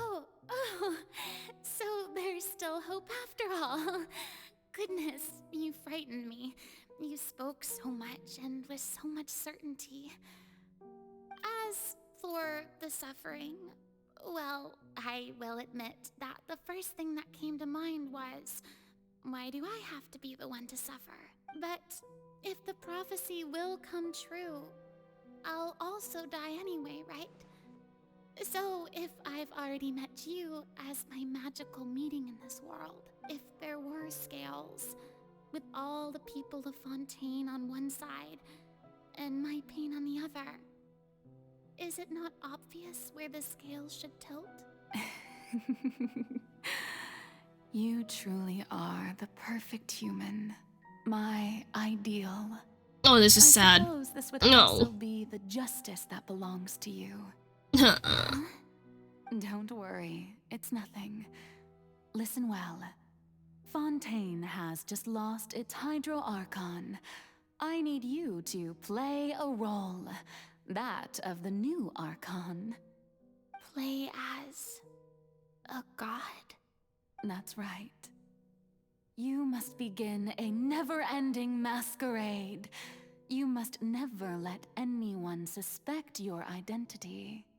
If you can keep it up, then I shall have my way of defying this prophecy. But should your identity be Yeah, you know, we can solve this, but if you fail, it's screwed. But how will I do this? A human assuming the role of a god without being exposed. Don't worry. What you must do is not to turn yourself into a real god. You simply need to play the role of a god as humans imagine them to be. Being a human yourself, I'm sure you already know what such an entity would be like. Remember, Your true challenge will not be pursuing divinity, but contending against humanity. I'm still not sure I understand, but I'll try. I'll try to do this. So, how long am I going to have to play this role? To accomplish this mission, you will have to stay on the stage for many, many years. You will endure and not grow old until your task ends. But I promise you, all will eventually end in a magnificent and dramatic trial, and everyone will be saved. A trial, huh? How exciting. Oh, this poor girl. Looking forward to it. Egeria really set up Focalor to just have to deal with this. Ascension speech. Oh. Okay. Well, I guess this shows that a lot of time has passed because her hair has grown out. Okay, I'm going. I can't sprint, I just gotta walk. I just have to walk slowly to the throne.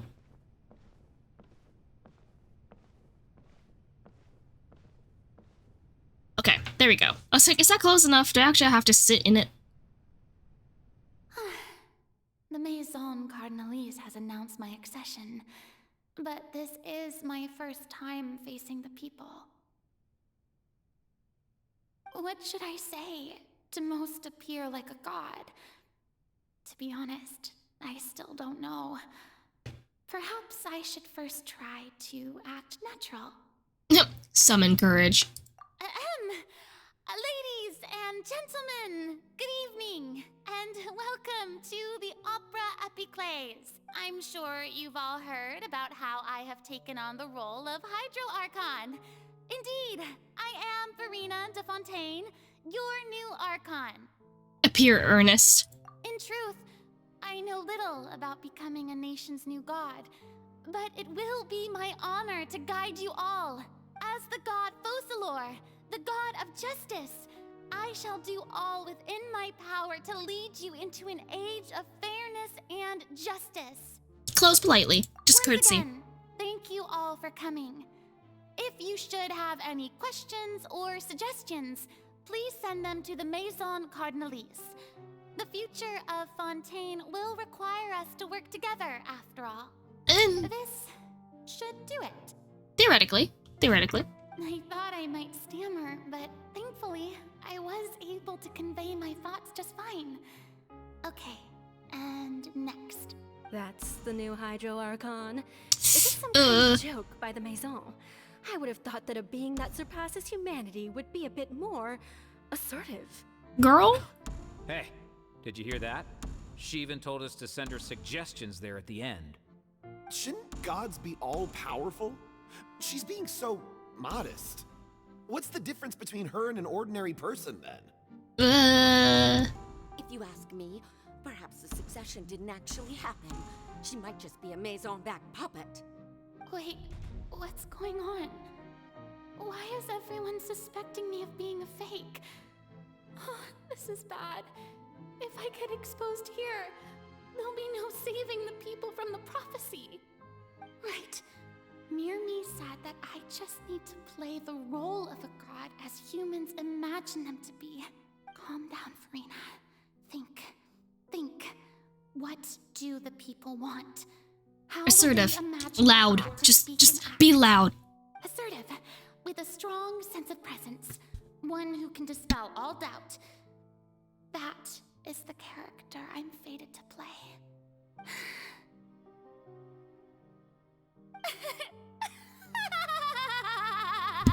She's doing it. She's got it. Very good, my people. Only ones such as you are deserving of my rule. Now, I was wondering, if some weak puppet were to one day come onto the stage and claim ownership of this opera house, would the children of Fontaine follow them? Well, it seems that you would all see right through them. Having passed my test, you are qualified to witness wondrous trials alongside my august self. I mean, here in this opera house. She really has been doing this for 500 years. Act a door gift of sorts. This poor girl. I thought it was a debut that suited the atmosphere.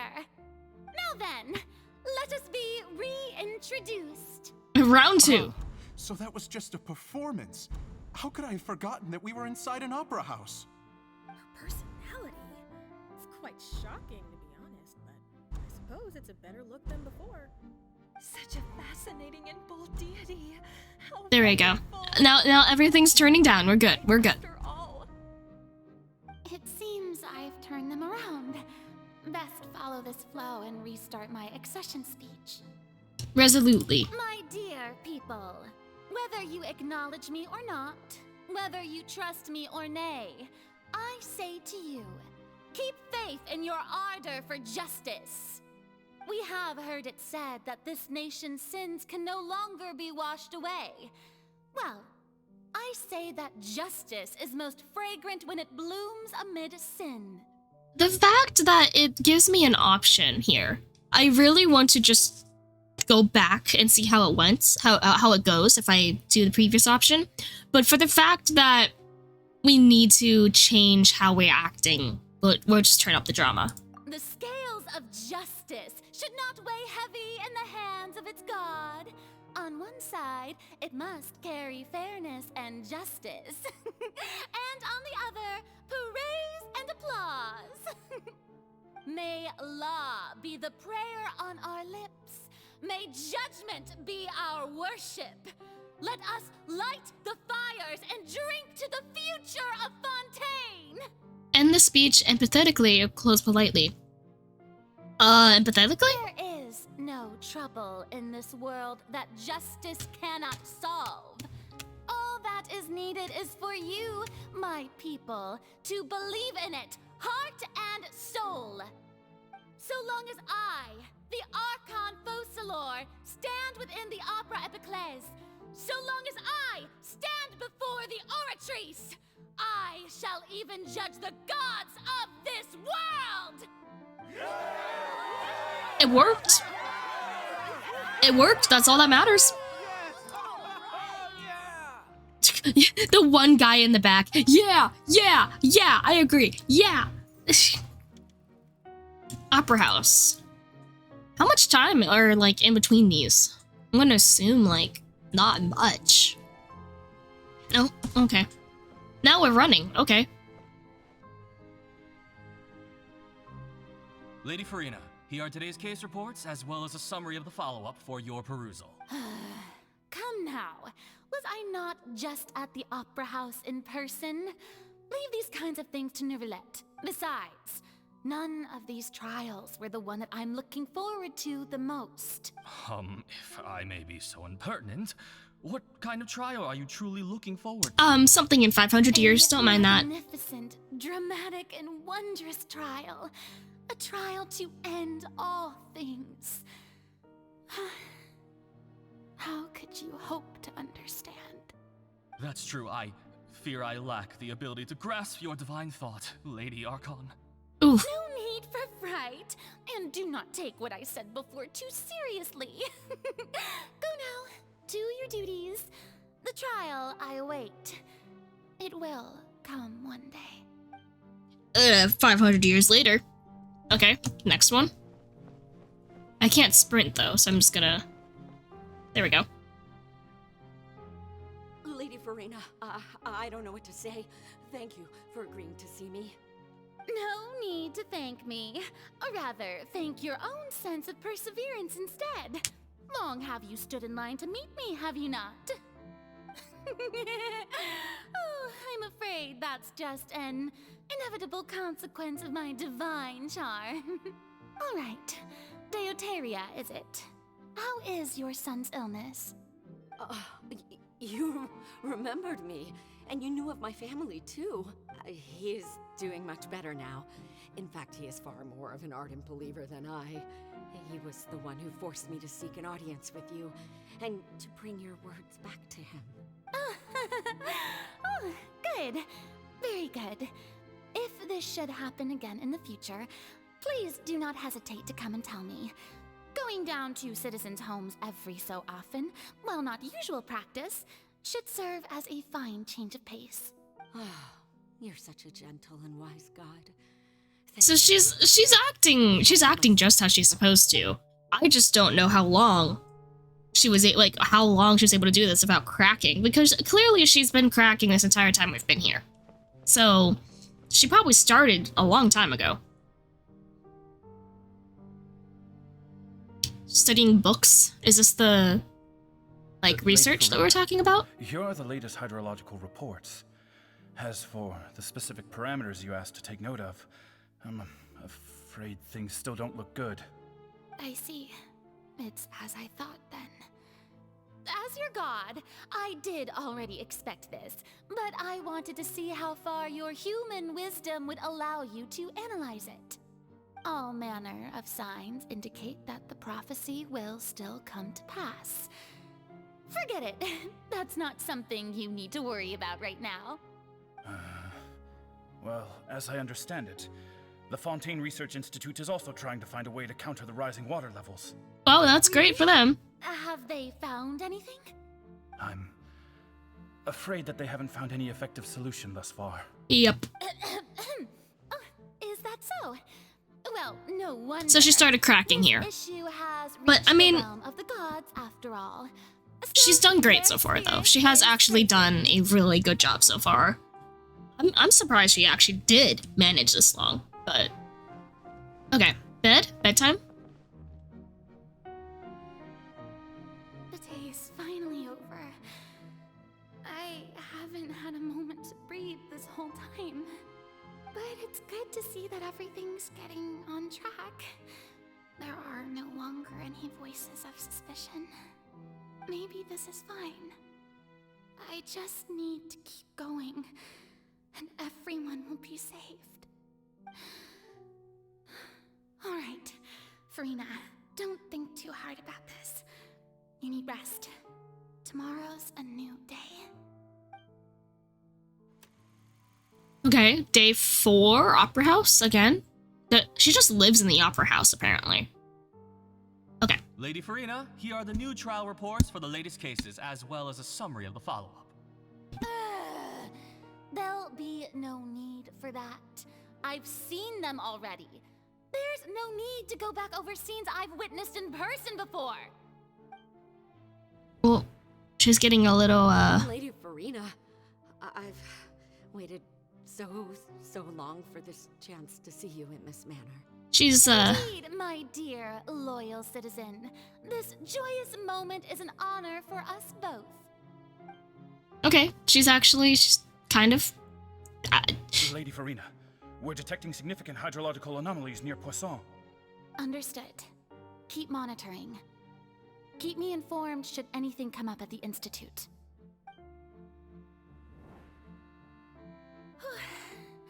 I don't think I let anything slip today. I must show the people that there is nothing to worry about. I just don't know when these days will end. I feel utterly exhausted. Best to rest early today, too. Okay, so she started going to bed early after all of this being so taxing. The 5th had seen 5, so I don't know how many days this is. It might be weeks, maybe. Week 5?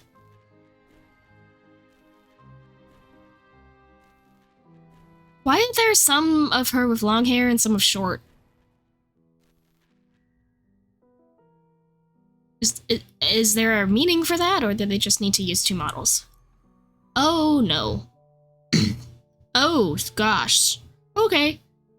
Lady Furina, it's like a dream being able to speak with you up close like this. I've heard that the first member of our family who was honored to receive an audience with you was Madame Dioteria, almost 20 generations ago. And what a fine family yours is indeed. It brings me great joy to... She sounds like she's about to cry. A descendant of a line most ardent. Surely you exaggerate, Lady Farina. She's about to cry? My lady? What is it, good citizen? Oh, are you crying? Uh-huh. Oh, really now? I didn't even notice. This must be the overflow of hydro from my person. Well, can't quite help being the god whose dominion is the waters, can I? Sure? No wonder. A manifestation of your power, then. Oh, Archon, I am honored to have witnessed it. Honored indeed. The poor girl. The poor girl. Oh my gosh. But hey, at least she bought it. At least she bought the fact that it was just, you know, everything else. So lonely. Just how much longer? Hundreds of years must have passed by now. Perhaps the show must go on for hundreds more. I never imagined that it would hurt so much. Skill issue? Honestly, no? Question mark? This is a very late game in Genshin. Perhaps I reached it long ago. Today I didn't even notice my own tears. Skill issue ×2? No, this is a very late game in Genshin, so this is very spoiler heavy. So if you are not okay with spoilers, I'd recommend clicking away of the stream. I was mostly using this stream to test out this new model that I had, but yeah, this is pretty late game in Genshin. I'm trying to finish up the most recent storyline, so I'm trying my best to wrap this up in today's stream. I have about 45 minutes left. Hopefully that's enough for this, but who cares about Genshin's story? Yeah, I was just, some people do, some people don't. I just wanted to try and make that apparent, because this is very late game. This is not gonna, you're not gonna see this until pretty late into the storyline. But basically what ended up happening was that this girl had to pretend to be a god for 500 years, and she had to tell nobody, she had to keep pretending, and all these other things, and people just either ended up not believing her, or they did, and it just was very lonely for her. But that's pretty much it, but that's still a lot of stuff she had to deal with by herself for 500 years, which is why she's crying a lot. Anyone about this? But would that not destroy all Farina die. I think that Focalor is gonna die. I'm not sure about Farina. But there's not even a sliver of hope that we might break the prophecy. All I can do is keep heart. I must. Okay, but one thing that I was confused about, right, doing this entire thing, is she talked to Mirror Me, which is Focalor, one time. You have to succeed. But the fact that she talked to her one time, she should be able to talk to her more. Like, the fact that they only talked to her one time, and the fact that she was just like, I'm alone. Girl, haven't you tried to talk to Focalor one time, at least? You have to shoulder this burden alone. Okay. So this is just nowadays then. Yeah, so because Genshin, when I stream Genshin, it is such a late game thing. Not a lot of people stick around because it is spoilers, and a lot of people do not like to watch spoilers. But yeah, I mainly stream on Tuesdays. Wednesdays, I sometimes do as well. But Sundays, Saturdays, and Tuesdays are the main days I stream, mostly Tuesdays. Weekends are just whenever I can squeeze something in, which is what I've been doing for Genshin, which is why I do not stream Genshin much. I only stream whenever I can, and whenever I just need to fit one in. Since I missed 2 weeks of streaming, I wanted to cram one in on this weekend and hopefully finish up this storyline, because this storyline here, I've been on it for I don't know how long. Ever since it came out, I think. I've been behind for a long time. Unless it's Klee, I don't care for the story. I mean, the main storyline gets so much better after Lyra. It starts going up in Inazuma, and then it just continues on from there. This is the most recent nation, so it's the 5th one. So you're gonna have to get through 4 nations to get to here. But I personally think that the storyline is actually amazing after Lyra. Mondstadt and Lyra weren't that great. They just kind of were there to help people get integrated into the game. The storyline wasn't amazing.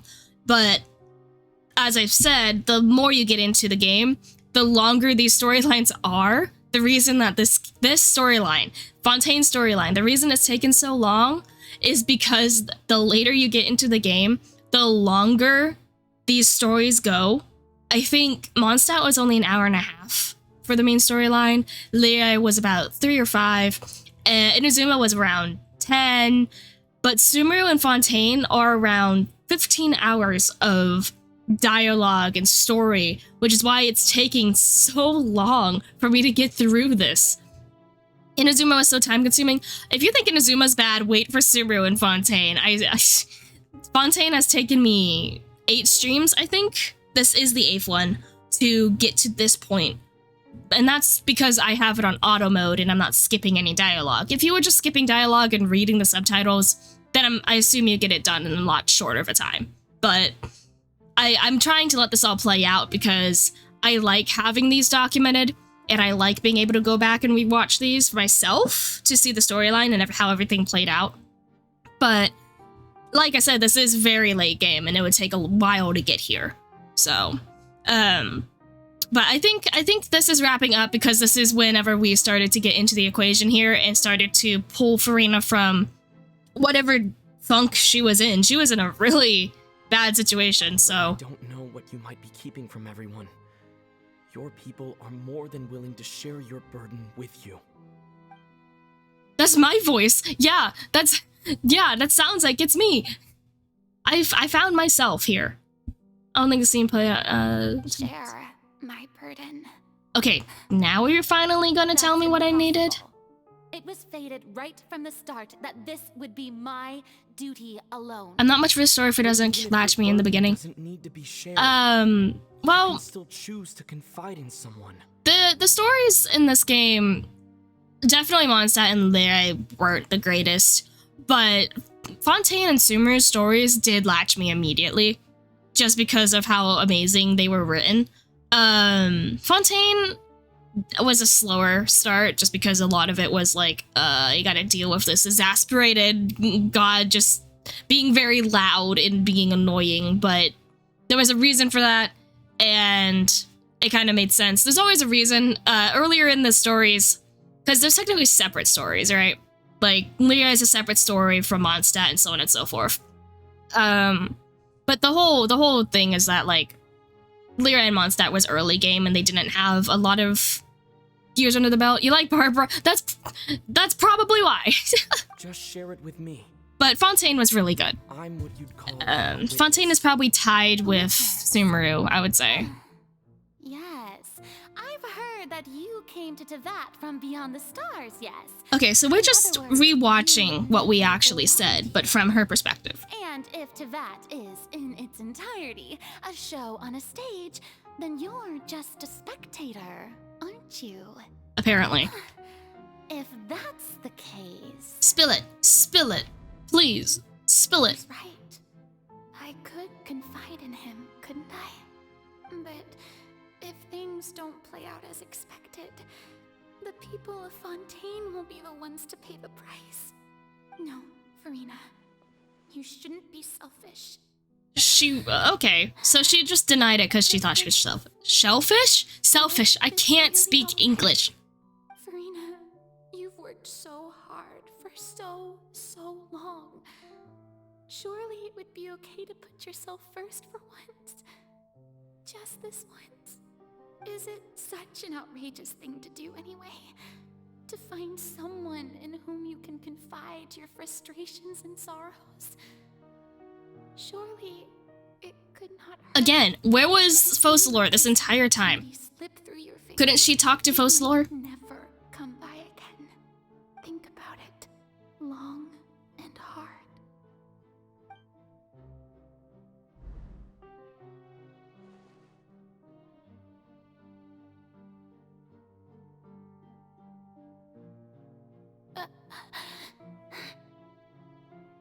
Oh, okay. No, I have nothing to say. I am Farina, the Archon of Fontaine. Okay, so she just... Everything will yeah. surely get better.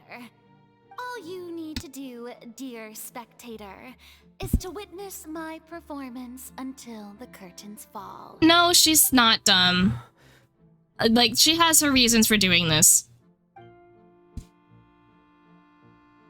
I honestly didn't like this character when I first met her, but she grew on me a lot through how the story progressed and how the story explained how she is. And there she goes again. Girl. She denied the one chance she had, and she's like, oh well.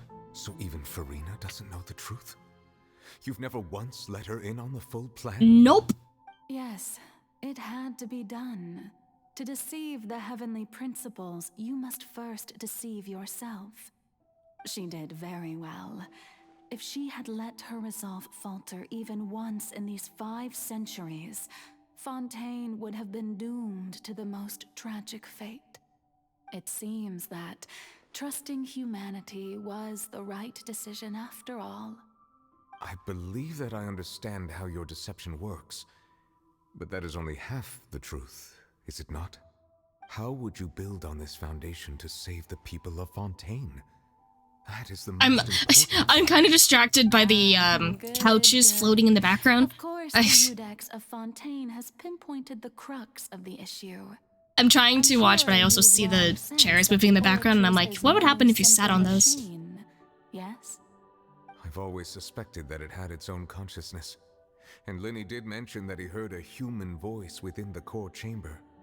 It now seems that that person was you, hidden within the machine all along. Am I right? And then I became one with the Ortries, taking Fontaine's gnosis with me. Yes, it would seem so, wouldn't it? Alas, your understanding of this device still lacks... Wait, so is the gnosis in the Ortries? It is no enactor of justice. It is, in fact, a device created to kill the god of justice. I beg your pardon? Oh, you have it. And to be more precise, not only will the Ortries take down the god of justice, it will also take down the divine throne upon which she has been placed. I mean, did you think I would be the sort to enjoy peaceful repose while Farina suffered? My work over these last 500 years. Honestly, I ain't paying attention to the story, just so boring. I mean, if you don't like the story, then that's all up for you. But I personally like the story. If you want to skip out on this stream, I do not mind. To provide power to Fontaine. The vast majority had to be accumulated to enact this death sentence. It was all a part of your plan then. Both the trial. This girl literally was just like, I'm gonna destroy the entire thing. Imagine Focalor. Over 5 centuries could have sustained Fontainians for millennia had it only been used for that purpose. Almost all of it has now been stored within the Ortries. Right. It took me a second to figure out what she was talking about. But imagine her talking to the other Archons, right? And she's just like, hey, Barbados, don't mind me. I'm just gonna go to the Ortries, right? And get rid of everything. I'm not going to be, she's just like, hey guys, I'm gonna be here for 5 seconds before the Ortries kills me. Don't mind that. Only power of this magnitude could hope to destroy the Hydro Archon's divine throne, shaking the rules established by Celestia. What a legend. I mean, honestly, she's the only Archon that was able to do this, so... The call for death was for neither Farina nor Focalor, but for the Hydro Archon. So for both of them? Are both of them gonna die? Divine throne. If I do not misunderstand your intent, you must be... Returning what's rightfully yours to you, of course. In other words, this was all done to return the authority of the Hydro Archon to the Hydro Dragon of this planet. But... So, they're gonna destroy the Gnosis with Furina, not Furina, Focalor, and Furina's gonna keep living. Oh, what? Getting sad again, are we? Ugh. The authority of the ancient dragons shall soon be yours once more, O Hydro Dragon Sovereign. And this is the face you make. This is the face you make when your friend is dying before your eyes. It's just so you can sacrifice yourself at the very end. I've never quite seen it that way, you know. Even now, I'm quite pleased at how well my deception worked. I mean, great. Oh, he's crying. Oh no. Okay, now I'm gonna go. Just want to stop by. Yeah, thanks for stopping by. Sorry this stream is a little more on the soft side or the slow side. Why that line? But thanks for stopping by. I must say, my normal streams will be on Tuesdays, so. I would have loved to judge the heavenly principles themselves. Were they not guilty of essentially the same crime? I mean... Egeria stole the power of the primordial sea, and the heavenly principles stole the power you ancient dragons possessed. She isn't wrong. For my part, am the god of justice. And is it not just that your original powers should be returned to you? Speaking of justice, I have always believed that justice lies in the process of pursuing human existence itself. So, if the theft of the primordial sea's might was Fontaine's original sin, then, leaving matters of procedural right and wrong aside, the descent of the Fontainians as humans and their right to exist in this world would be Fontaine's original justice. In other words, existence was Egeria's justice, and to me, justice is the continuation of that existence. She's just continuing on what Egeria wanted, and she's finishing it up. Because Egeria started all this, and Focalor is finishing it for her. At the cost of her life, though, which is great.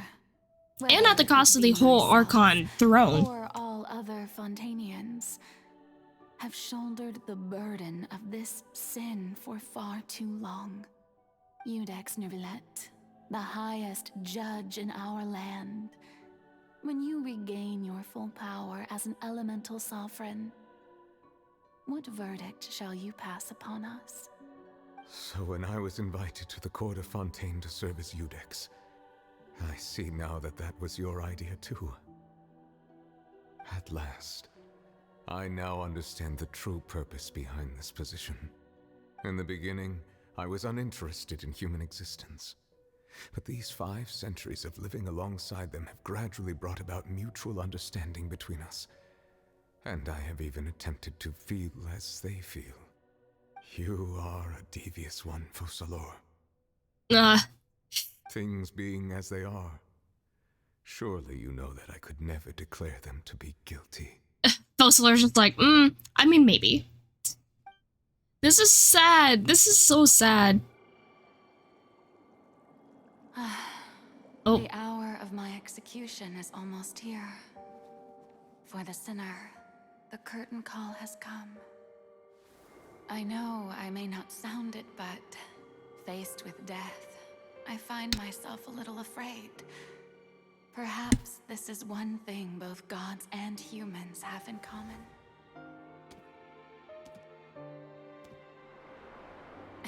Pitter-patter. Farewell, Neuvillette. I hope you've enjoyed the part you played these 500 years. And the fact that he has to watch, yeah, just watch as this all happens.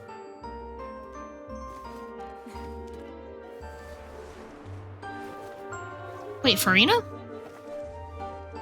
Oh, you were seeing it from Furina's side, which is oh. The music is great.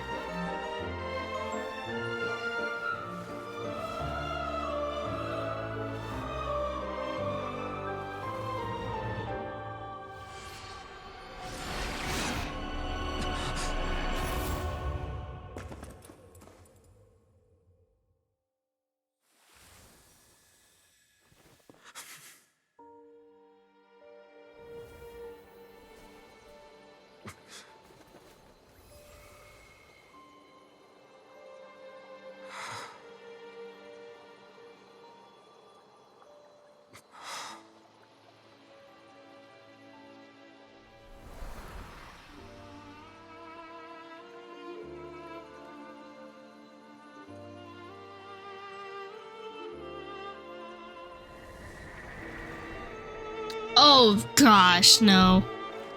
This is sad. From this moment on, please live happily as a human.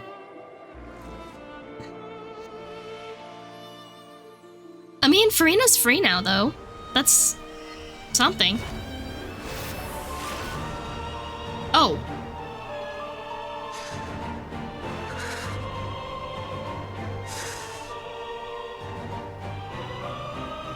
I, Eudex Nuvelet, hereby declare,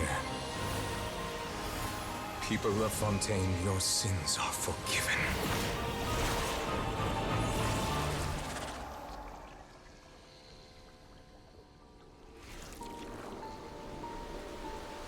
Okay.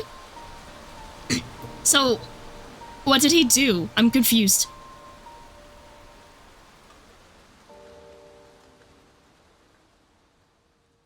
Oh, that looks so cool, though. So, are we done with the Fontaine storyline now, or I don't know what's going on? What just happened? Has the death sentence been carried out? Was that bright light some sort of misdirection? I have a feeling that something huge just happened. But since we're all still alive and haven't been dissolved, I assume whatever happened was good for us. I mean, yeah. It's time to end this. We must mete out punishment to that beast. Oh, okay, so we're destroying the... You say just a moment ago that it can't be defeated? I have gained the strength sufficient to deal with it. Through certain means, I now have the ability to separate the power of the Primordial Sea from that creature. We should seize the opportunity to pursue our quarry. You obtain power? Just now? Traveler, now that the oratories can no longer function, I require an executor to help me mete out justice. You mean me? The root of the calamities befalling Fontaine. The beast that enacts the prophecy.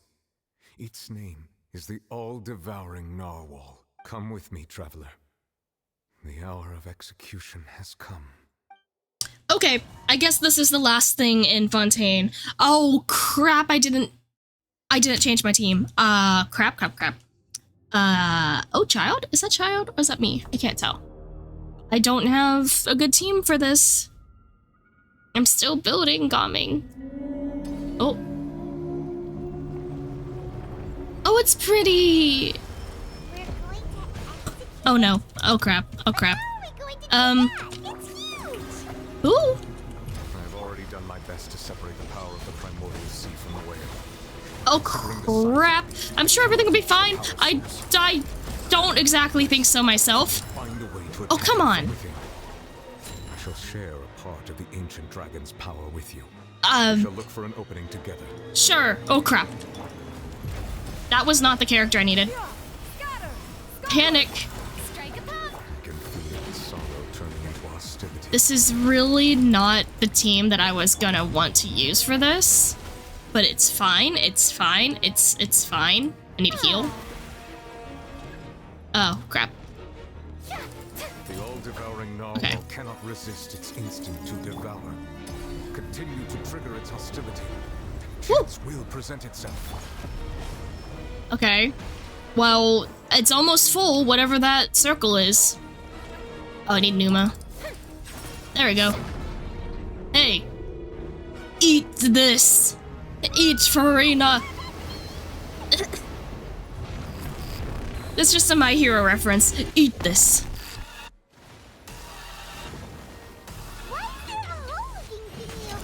The music. Okay, we're doing great.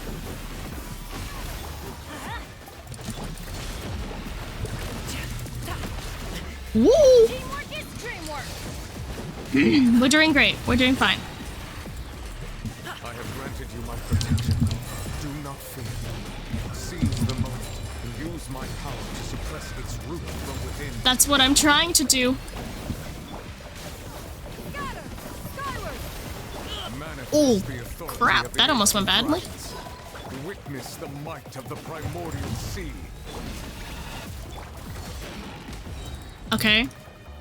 Everybody stand back. I kind of need to heal.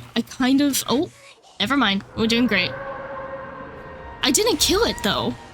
He's trying to tell you to do whatever, it's just better. Honestly, why can't Nervalette just kill it instead of us? You know, he has the power.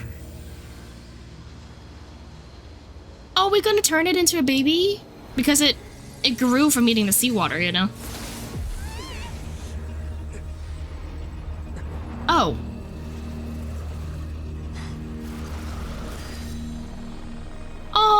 Oh, never mind. It's just hello. Did she capture it? What? Child! She was just like, I'm taking this, and I'm also taking this Harbinger. Helping with the cleanup. It should have been my job, but oh well. It was just supposed to be a short private training session for me. I didn't think that my disciple and my master's pet would start brawling in the meantime. Oh, actually, I had a feeling that it would happen at some point, but they bumped into one another earlier than I thought. What a blunder. I suppose I'll have to swing my sword 3 million times as penance. 3 million times? Disciple, your master's pet. So, this is Child's mentor? But master's pet. So she's not from this world either then. That power. Who are you exactly? Paimon has an idea. From what she said earlier, she must be Child's master. Skirk, right? It's just that he gave us the impression that she was the less talkative person. I simply did not have anything to say to the weak. But you, on the other hand, managed to defeat the all-devouring narwhal without using power from beyond this world. So you may speak to me as equals. Oh, great. What sort of person would take the all-devouring narwhal as a pet, honestly? I have to agree. It's a strange use of a planet's primordial waters just to raise an all-devouring narwhal. That kind of power is wasted on it. It's not cooperative. It eats too much. And I have more important things to do with my time than pet sitting. The only thing that creature has going for it is its looks. All in all, it fails as a pet. Miss Skirk? I think you might have missed the point. The point being? Well, being that this pet almost destroyed an entire nation. True. So what sort of person is your master? Well, Child's master's master. Master's master. Is that right? It's the master. Right. So you don't know him. Him? Sorry, I assumed you did. Wait, it's a him? Is Sertologi. Who? I'm sorry. What name is that? Help? Also, I'm not sure if you guys noticed, but during that entire back and forth, my tracking disabled and I had to put it on my webcam tracking. So it's not going to be as accurate as it normally is. So if my model starts bugging out, that is just because my phone receiver died on me. So it's going to be a little buggy. In Sertologi. We're going to say Sertologi. Sounds Italian, so I'm assuming it's also from the Camilla d'Arte. I am unfamiliar with that name. So am I. Huh. So Master isn't sufficiently famous. How should I Fowl? describe him then? Have you heard of the name The Fowl? No. Foul? Still nothing? Well, how about the visionary? Vetterfalnir then?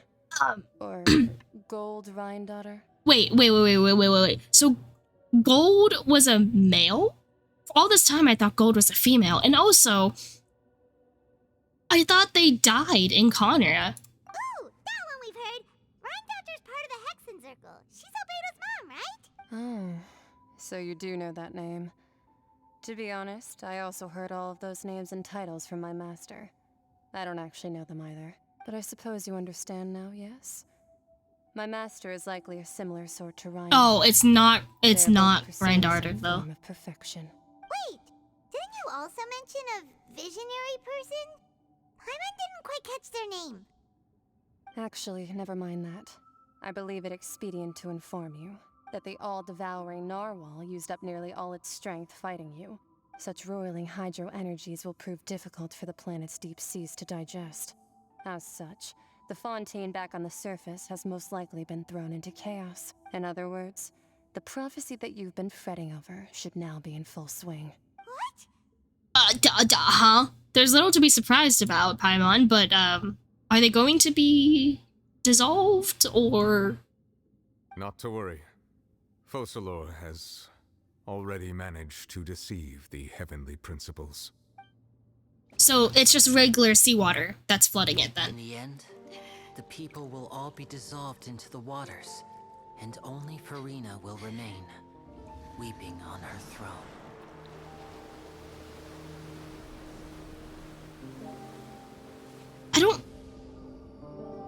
I don't think...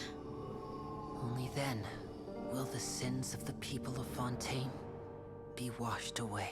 I don't think that's correct. I don't think that actually happened. I think that this is just what the prophecy is supposed to do. Oh, never mind, it looks like it's flooded. It looks like it's flooded, never mind.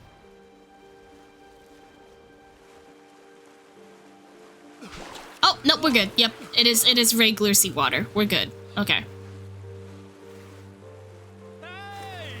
Help! Over here!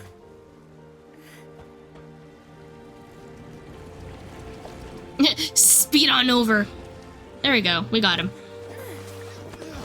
Rescue crew.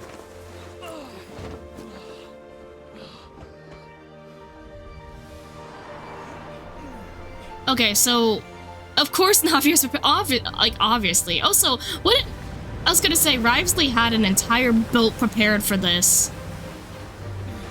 That has to be Rivesley, right? Yep, that's Rivesley.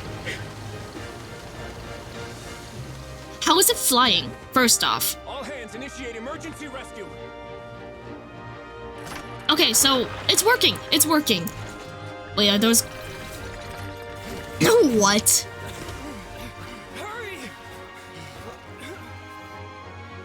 I thought they were just gonna claw machine grab the people, you know?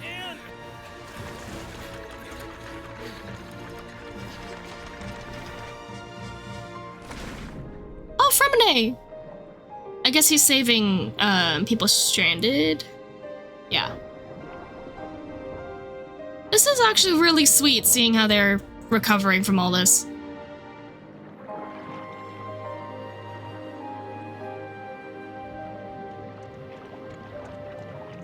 How are they holding their breath this long, though? That's actually a good question. Look, the water's receding.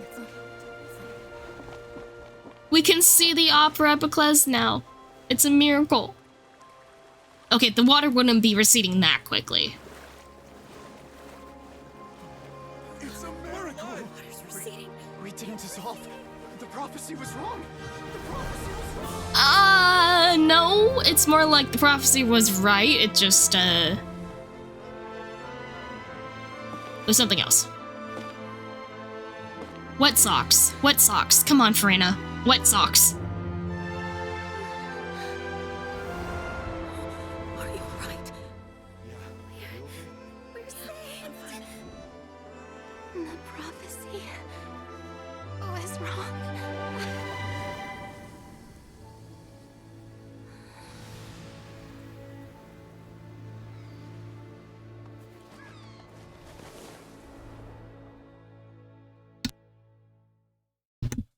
She's finally free. She's finally free. I can't.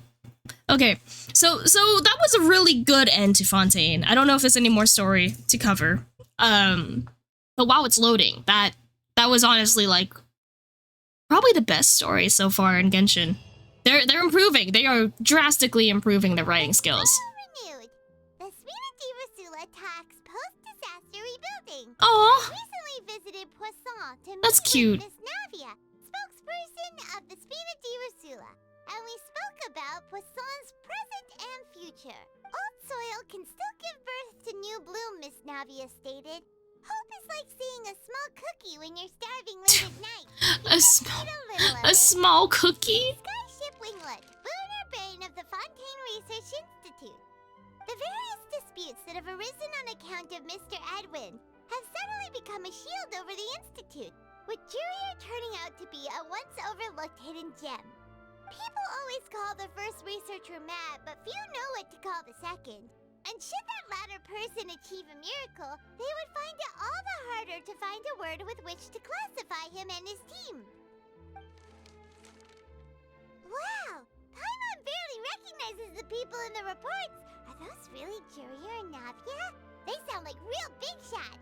I mean, they have been calling the shots, so... What do you think? Pretty enthralling, huh? The Steambird's idea was pretty simple.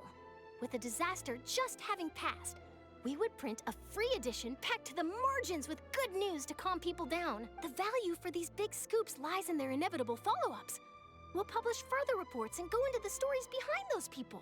Edwin's assistant, Jurier, created a true flying ship. I was gonna say, that ship was flying. I don't remember Risley talking about a flying ship. I just remember him wanting to make a huge ship. The articles do make me curious about how things will play out. Wait a minute. Didn't we watch everything happen from start to finish? What's there to be curious about? And that's exactly why I'd like you to come conduct interviews with me. You're the best incubators of news, if you haven't noticed. And also, with you around, I'm sure I'll get to see that Duke. Oh my gosh. Are you sure? Hasn't he turned you down several times already? She really wants that interview. Time will be different. She really wants that interview. Solve first, and then make a trip to the fortress. There are some things you'll only know when you get there. So I guess we're gonna just explore?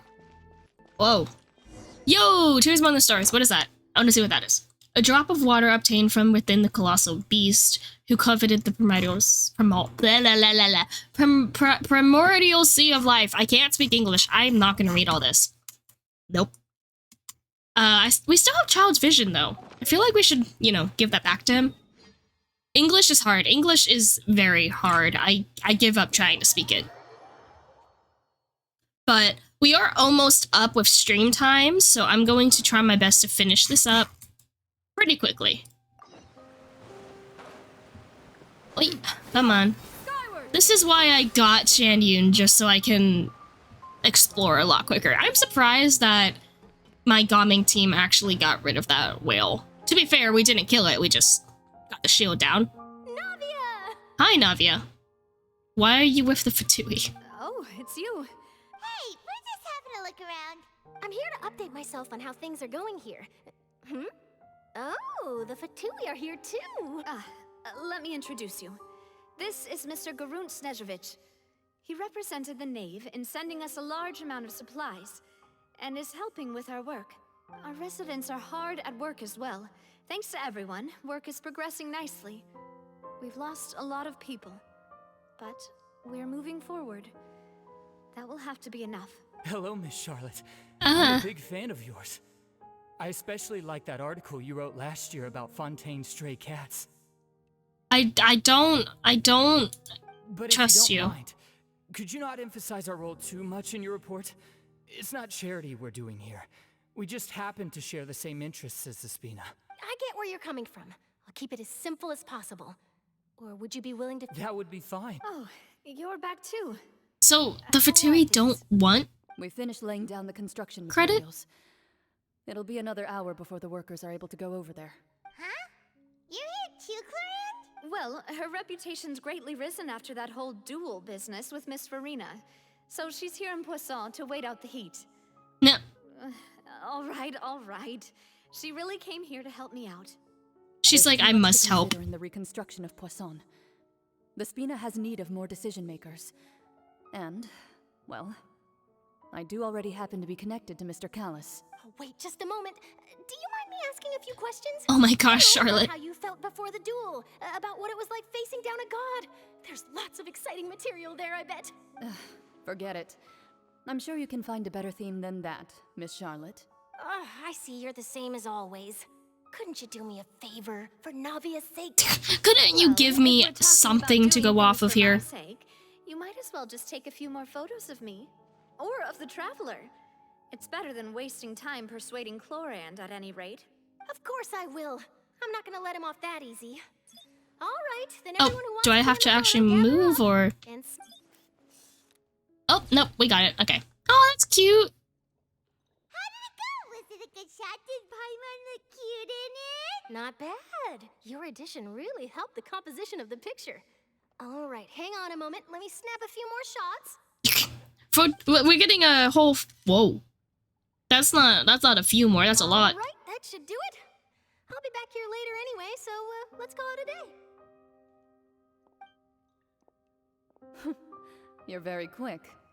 Speed is of the essence when it comes to the news, and freshness is the key.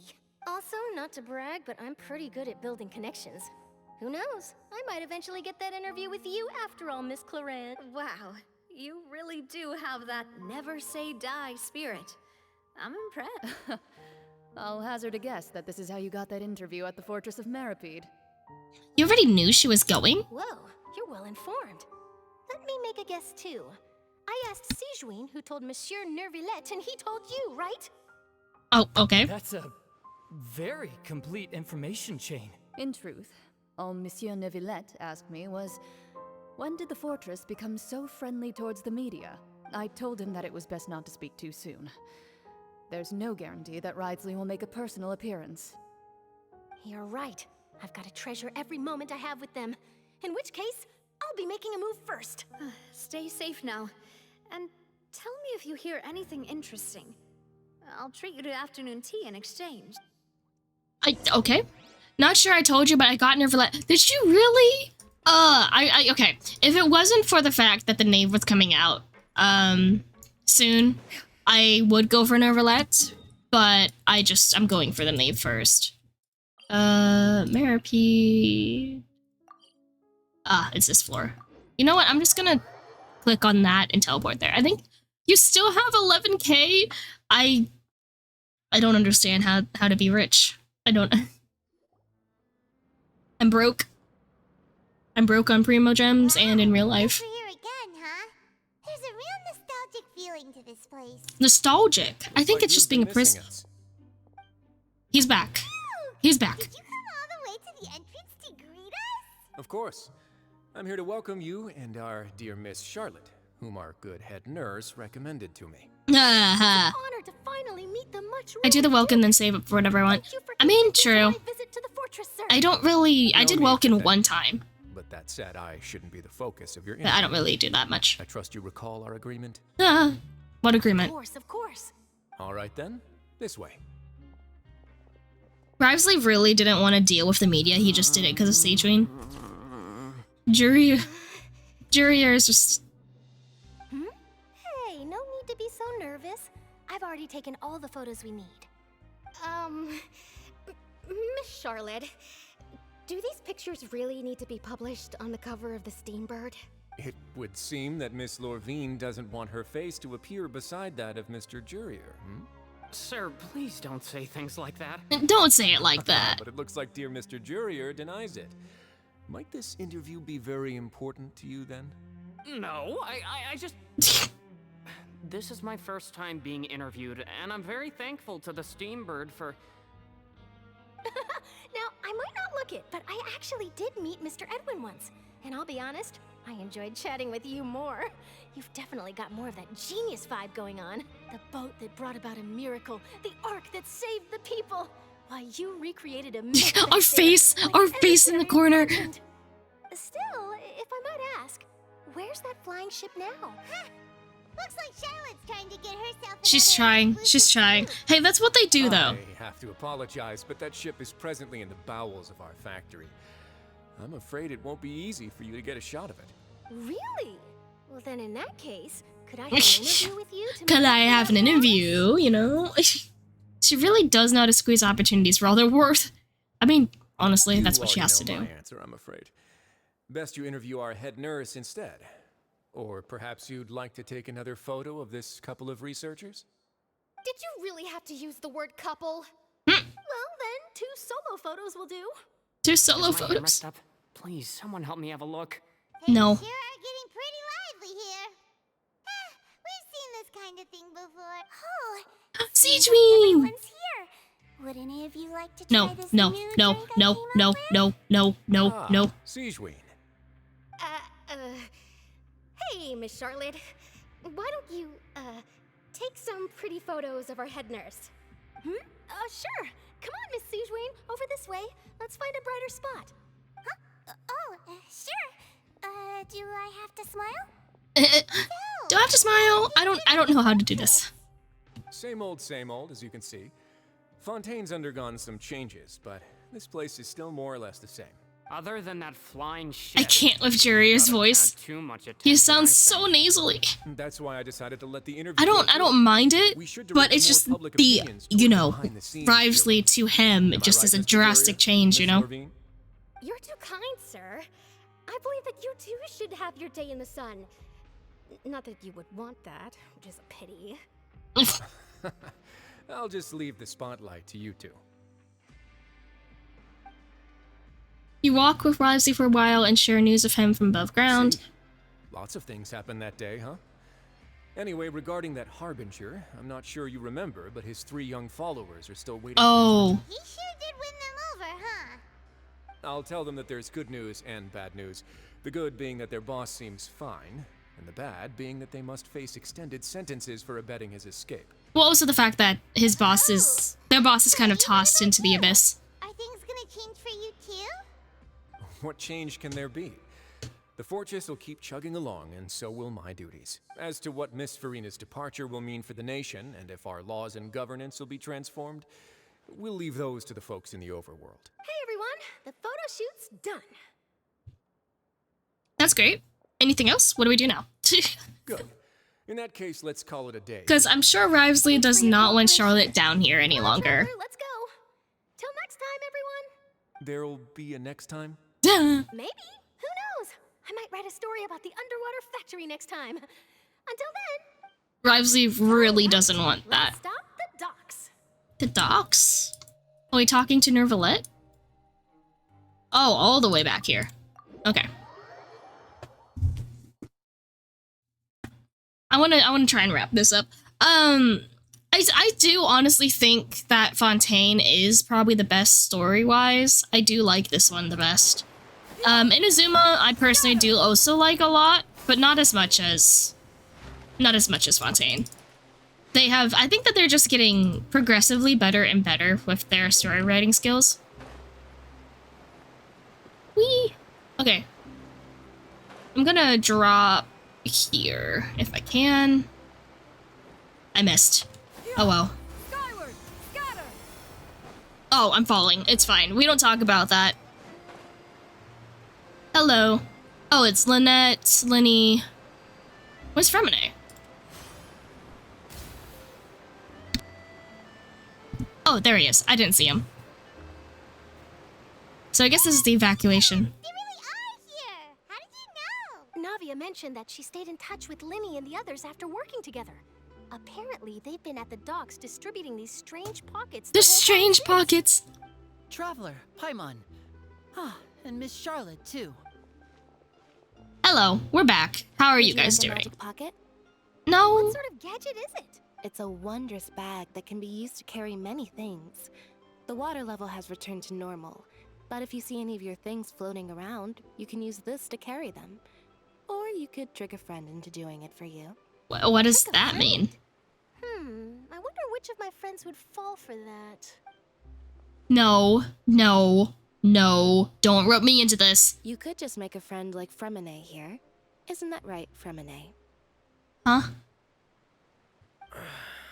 Is this what you meant by I'll help you make some more friends. Oh no. To be honest, that sounds pretty sweet. Could I have your contact, please? Sure. Please, write down my address. Fremine, no. He's working hard to help Fremine socialize. I mean, she's trying, but in the wrong He's ways. the one who proposed doing this. He even wants to assist in our magic shows. Sounds like that would suit him. Yes, I was planning to first introduce Pear as an assistant, and later Fremine himself. In the future, I think we can leave underwater escape magic to him too. That said, would anyone want to see a diver escape underwater? I mean, Oh, it'll yes. work out. Every journey begins And with the no, first step. I don't know. He'll become a part of our show eventually. Watch him get an outfit that matches them. Miss Charlotte says she wants to take a picture of us. Got it. My, that Charlotte is rather perceptive. She got rid of everyone the moment she realized I had something to say to you. So, how have things been, Traveler? I'm doing all right. Father says that you did a great deal during the latest events. She's very grateful for your contributions to Fontaine. Thank you. That's all right. We were more than happy to help. So, what's she doing now? Oh, I guess you haven't heard. Well, after Lady Farina left, Father and Monsieur Neuvillette opened negotiations, during which he gave Fontaine's gnosis to her as a diplomatic gift. Oh my gosh, not another one. A diplomatic gift? A gnosis? Yes, I was quite surprised at first myself. But when I thought it over, there were actually a number of things going for it. It could have been done as an apology for the incident with Lord Child, or as thanks for his help in tying the all-devouring narwhal down. Furthermore, Father did also lend significant aid to Fontaine and Poisson. Well, that's true, but this is a gnosis we're talking about. Doesn't this seem a bit irresponsible? I would agree, but I've also heard that it seems that Monsieur Neuvillette has had a significant change of heart regarding the matter. Like what? So there's some reason for this that only Neuvillette knows about? I suspect you'll have to ask him about that yourself. Ah, yes, speaking of which, I did see him strolling around the entrance to the Fortress of Meripede a while back. Great. Isn't he real busy and stuff? Paimon didn't think he'd have the time for that. Neither did I, honestly. But back to the topic. The gnosis was given to the knave, right? What about Child? They say that he's returned to Snezhnaya to recover from his wounds. I hear that the recent disaster really did a number on his health. Well, I guess I can now I can call him one of my war buddies. Oh my gosh. But no, like, didn't Skirk toss him in a portal? Or did she just, you know, toss him in the portal and spit him out at Snezhnaya? That's true. When you think about it, we've had loads of run-ins with the Fatui. To think we'd be allied with them this time. Yeah, that is kind of weird. So shocked by such a simple switch. Oh no, why are you here? Ma'am, why are you here? Father! Well, what do you know? Come to the docks to see how my children are doing and meet the Traveler by chance. Please do not pay my accomplishments in Fontaine too much mind. I would have done them regardless. Are you going to take the gnosis back to Snezhnaya? That is our duty as harbingers. Yes, don't be too preoccupied with sides. The goal of the Fatui concerns not a single place or person, but the entire world. With such a grand goal in mind, it is inevitable that we must wear many masks. Switching my masks is something I've always done. Will you keep your position? Well, that depends on many things. No one truly knows what the future holds. What good is honesty if you can't rely on it forever? As for you, I very much look forward to our next collaboration. Good things cannot be achieved alone, and you've proved yourselves to be great partners. I just remembered something. Can you please deliver this? Yeah, I don't want to hold Child's vision on me forever. Just take it back. A vision? All right. I'll remember to return it. Thank you for keeping it safe for him this entire time. Honestly, yeah. She better return it. That's a wrap for me. Huh? You're Greetings, Miss Journalist. Hello. If I'm not mistaken, there are diplomatic channels I'll need to report to take a photo of you. That is correct. So forgive me, but I will not be able to serve as a subject in your article. However, feel free to write as much as you'd like about our dear magicians and our upcoming rookie. The knave has a way of just getting around interviews. She's like, I'm a harbinger. You can't take a photo of me. I shall continue my walk while the weather remains so agreeable. Farewell. Farewell, Father.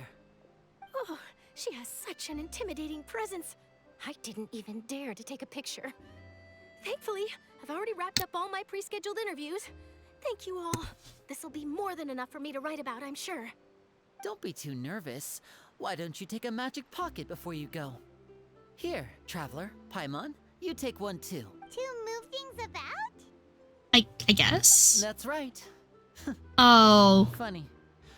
I was giving out magic pockets when we first met. I got confused by what he meant. What do you know? I'm doing the exact same thing right now. That's a nice way of... That's a nice way of bringing this full circle. The pockets. The pockets are still pockets. Oh my gosh. We will all follow. But yeah, this is a nice way to bring it full circle back around. Will lead you to your fated friends. All right then. We'll be handing out pockets in some other districts later, so we'll get going now.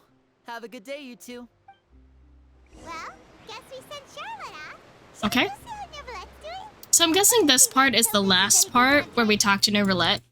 Unless we talk to Farina as well. But I'm gonna try to stretch out the time a bit so I can finish this up, because I have no idea when I can do another Genshin stream. So I'm probably gonna start skipping dialogue if I can. Just because I am pushing this timeline a good bit. Oh, he's all the way in the back. Okay.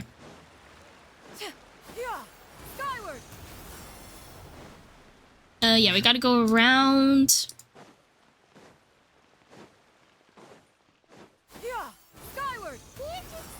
Hello. He's still here after, what, an hour of us talking to, like, Linny and the others? He's just staring at it. He's not even walking anymore. He gave up walking. So, you really are here, Nova. His old dragon limbs. I didn't think you were going to have free time this hour of the day. Really? Oh, I suppose you must have met Mr. Linny. He took the time to greet me earlier when he passed this way. In any case, you came at a good time. I was just considering reaching out to you to set up a meeting, so I may explain some things that I haven't had the time to before. Aw, Paimon's glad that you remembered. Alright, let's have it then. How was Fontaine actually saved? You know, by Focalor just, offing herself. Strange how words can often leave a bitter taste in the mouth when it finally comes time to say them out loud. Neverlet sighs softly before telling you the truth of what he saw that day. Focalor deceives the heavenly principles and used Farina's endless performance to save Fontaine. I'm dying. So that's what happened? Sorry, chat. I'm dying. Like I said at the beginning of stream, I'm under the weather from my 2 weeks of being out, so I'm still recovering from that. I only saw Farina's part myself. The Lord destroyed the divine throne of the Hydro Archon and restored your power to you, transforming you into a fully fledged elemental dragon son. Don't die. Dying is bad for your health. I mean, yes. What you did to save the Fontainians from dissolving. But also, like, I've been dying, the so... authority of the ancient dragons refers to absolute control over the hydro element. Fontainians were incomplete humans born of Egeria's use of the power of the primordial sea, with constitutions similar to that of mimics. But so long as those primordial energies remain within them, I could use the ancient dragon's authority to grant them true blood, after the fashion in which life was first brought into being on this planet. In other words, when I gave my verdict, Fontainians became true humans, and thus would naturally no longer. So that's what he did. I was like, what did he do? He just shot a beam up into the sky. I must have counted on you to make that decision as well. Your verdict was the key to making the prophecy appear to have come true while saving everyone. You could say that it was at this moment that the Fontainians were truly born. Yeah, and in a manner of speaking, Focalor finally managed to fulfill the original Hydro Archon's wish to turn Oceanids into real people too. She's just a team player, ain't she? Okay. It seems from your expressions that you still have more things you wish to ask. Ask away. I will tell you the truth as I know it. The initial verdict that was passed on child. I have investigated his case along many avenues, and I have learned that he once fell into an unknown chasm when he was young. There, by chance, he awakened the all-devouring narwhal. But whether it be by sentiment or reason, that should not have been enough to consider him the root cause of the disaster. At most, he would have had tangential liability. As for the judgment passed by the Oratrice during the trial, whether it was due to that liability by association or Focalors deliberately using him to buy time for us on the assumption that he would be able to hold the creature off, I cannot say. That's what I was thinking. It probably was the latter. It probably was Focalors just like, hey, I need someone to buy us time, so I'm going to send this Harbinger. Back when Fontainians hadn't yet become real humans, were the children they had also transformed Oceanids? Oh yeah. Life has always flowed like water. Do you recall how Fontainians would often come to the Fountain of Lucine to pray for children? Yeah, Lynette said the fountain is where all the waters in Fontaine converge. In truth, even those couples did not know that such prayers were no mere custom, but instead a form of ritual. What? Those Oceanids who were blessed within the spring water would later descend as new humans in the coming months.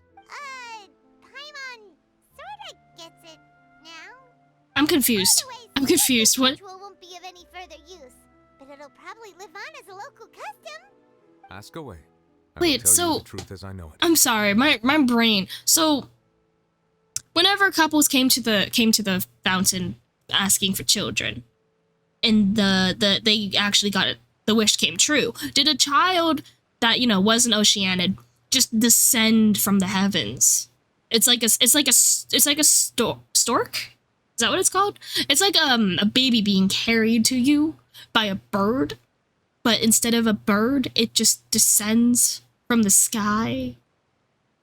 I don't know. It seems a little weird to me, but at the same time, these aren't actually people in this sense. It was Oceanids, but I don't know. We're gonna ask about the Gnosis, I guess. Oh, that's right. They say you've given it to the knave as a diplomatic gift or something. Leaving aside their intentionality, the two Fatui Harbingers have indeed done much for us during this crisis. Their sole remaining goal in Fontaine, at least at this point, would seem to be the Gnosis. The Oratrice has ceased to function. The Hydro Archon's divine throne is now no more, and I do not need the Gnosis's power. As such, it has lost all meaning for Fontaine. If the Fatui have impure designs, then we might as well accede to their request now, and avoid unnecessary conflict. What complicated considerations. Paimon thought you were just giving it to them out of gratitude to the knave and as an apology to Child. Ask away. I will tell you the truth as I know it. So, Fontaine's future, I guess. About that. Risley said Farina has already left. What's that all about? Ah, Lady Farina. The people are only aware that her death sentence has not been carried out. She abdicated the post of Hydro Archon and left affairs related to that title to me, before leaving the Opera House. I related Focalors' words to her faithfully and completely. After hearing them, she seemed neither saddened nor comforted. She simply said that she was tired and needed to rest. Having said that, she then packed her things and moved out of the Opera House, not unlike how an ordinary person might. But she's still got a place to stay, right? You need not worry. I will make arrangements to ensure that she will not want for food, clothing, board, or travel. In truth, I am somewhat happy for her. The wear and tear on her spirit will, of course, take time to heal, but now that she no longer has to play the role of Focalors the Hydro Archon, she can finally lay down her burdens and lead a normal life. What about you then? What are your plans now that you've... Yeah, poor Farina, she needs time to just sleep. She needs to sleep for a good, week. The Oratrice also ceased to function. This matter will directly affect our trials.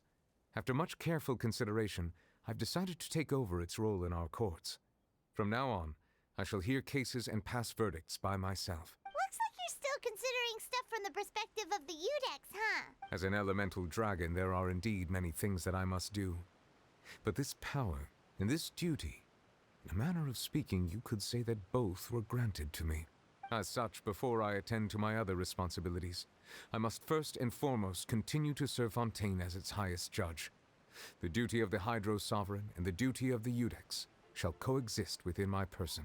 Additionally, the Hydro Archon's departure has brought about another problem, which is that the Opera House shall no longer... Oh, yeah, I forgot about that. That's true. That power was derived yeah. from people's faith in the Hydro Archon, wasn't it? Wait, but the various mechs and machines in the city are all still okay. Where are they getting their energy from? As I am now, I have full command over New Musia. Really? It can serve as a complete substitute.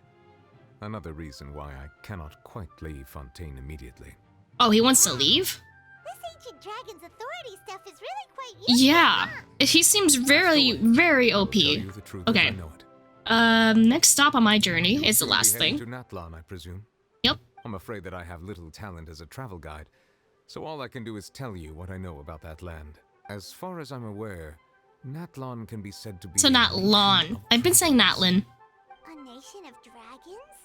You mean like you? No, I suspect that I would not find myself welcome there.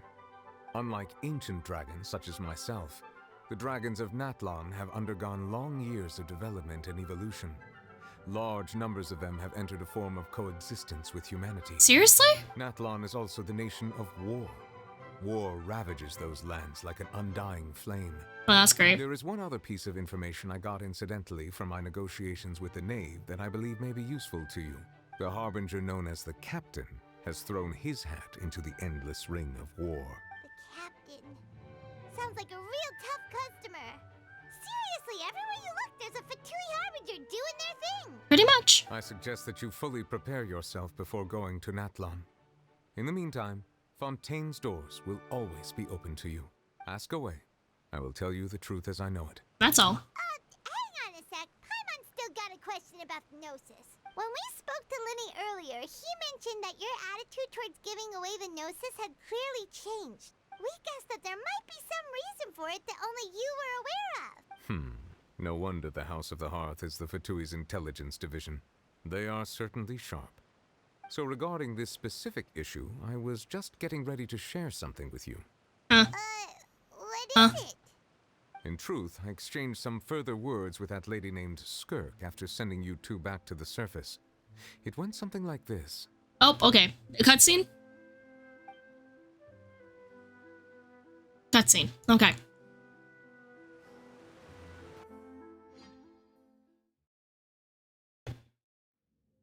Loading? Well, we're going to head topside to see what's going on. You hurry over soon as well, all right, Nervalet? Oh, well, that's all. What next? Okay.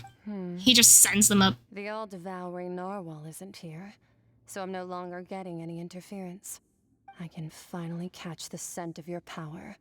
What it's made Scent? Are you just... the Are you... authority of the planet's primordial dragons, but with something very similar to a god's curse mixed in. It's quite a novel blend. I'm sure I've encountered something like this before. What was it again? I do not know what you speak of. Ah, of course. How could I forget? You should have the remains of the third descender on your person, yes? The remains? I've never heard of any such thing. Huh. According to your parlance, I believe it may be called a gnosis. Well, that much is true. After Focalor's divinity faded, she handed her gnosis to me. But I fear I have never heard of it described in the manner that you just did. I've been training with my master, the Foul, ever since I was young, and I have never returned to the surface since. So most of the information I possess, I got from him.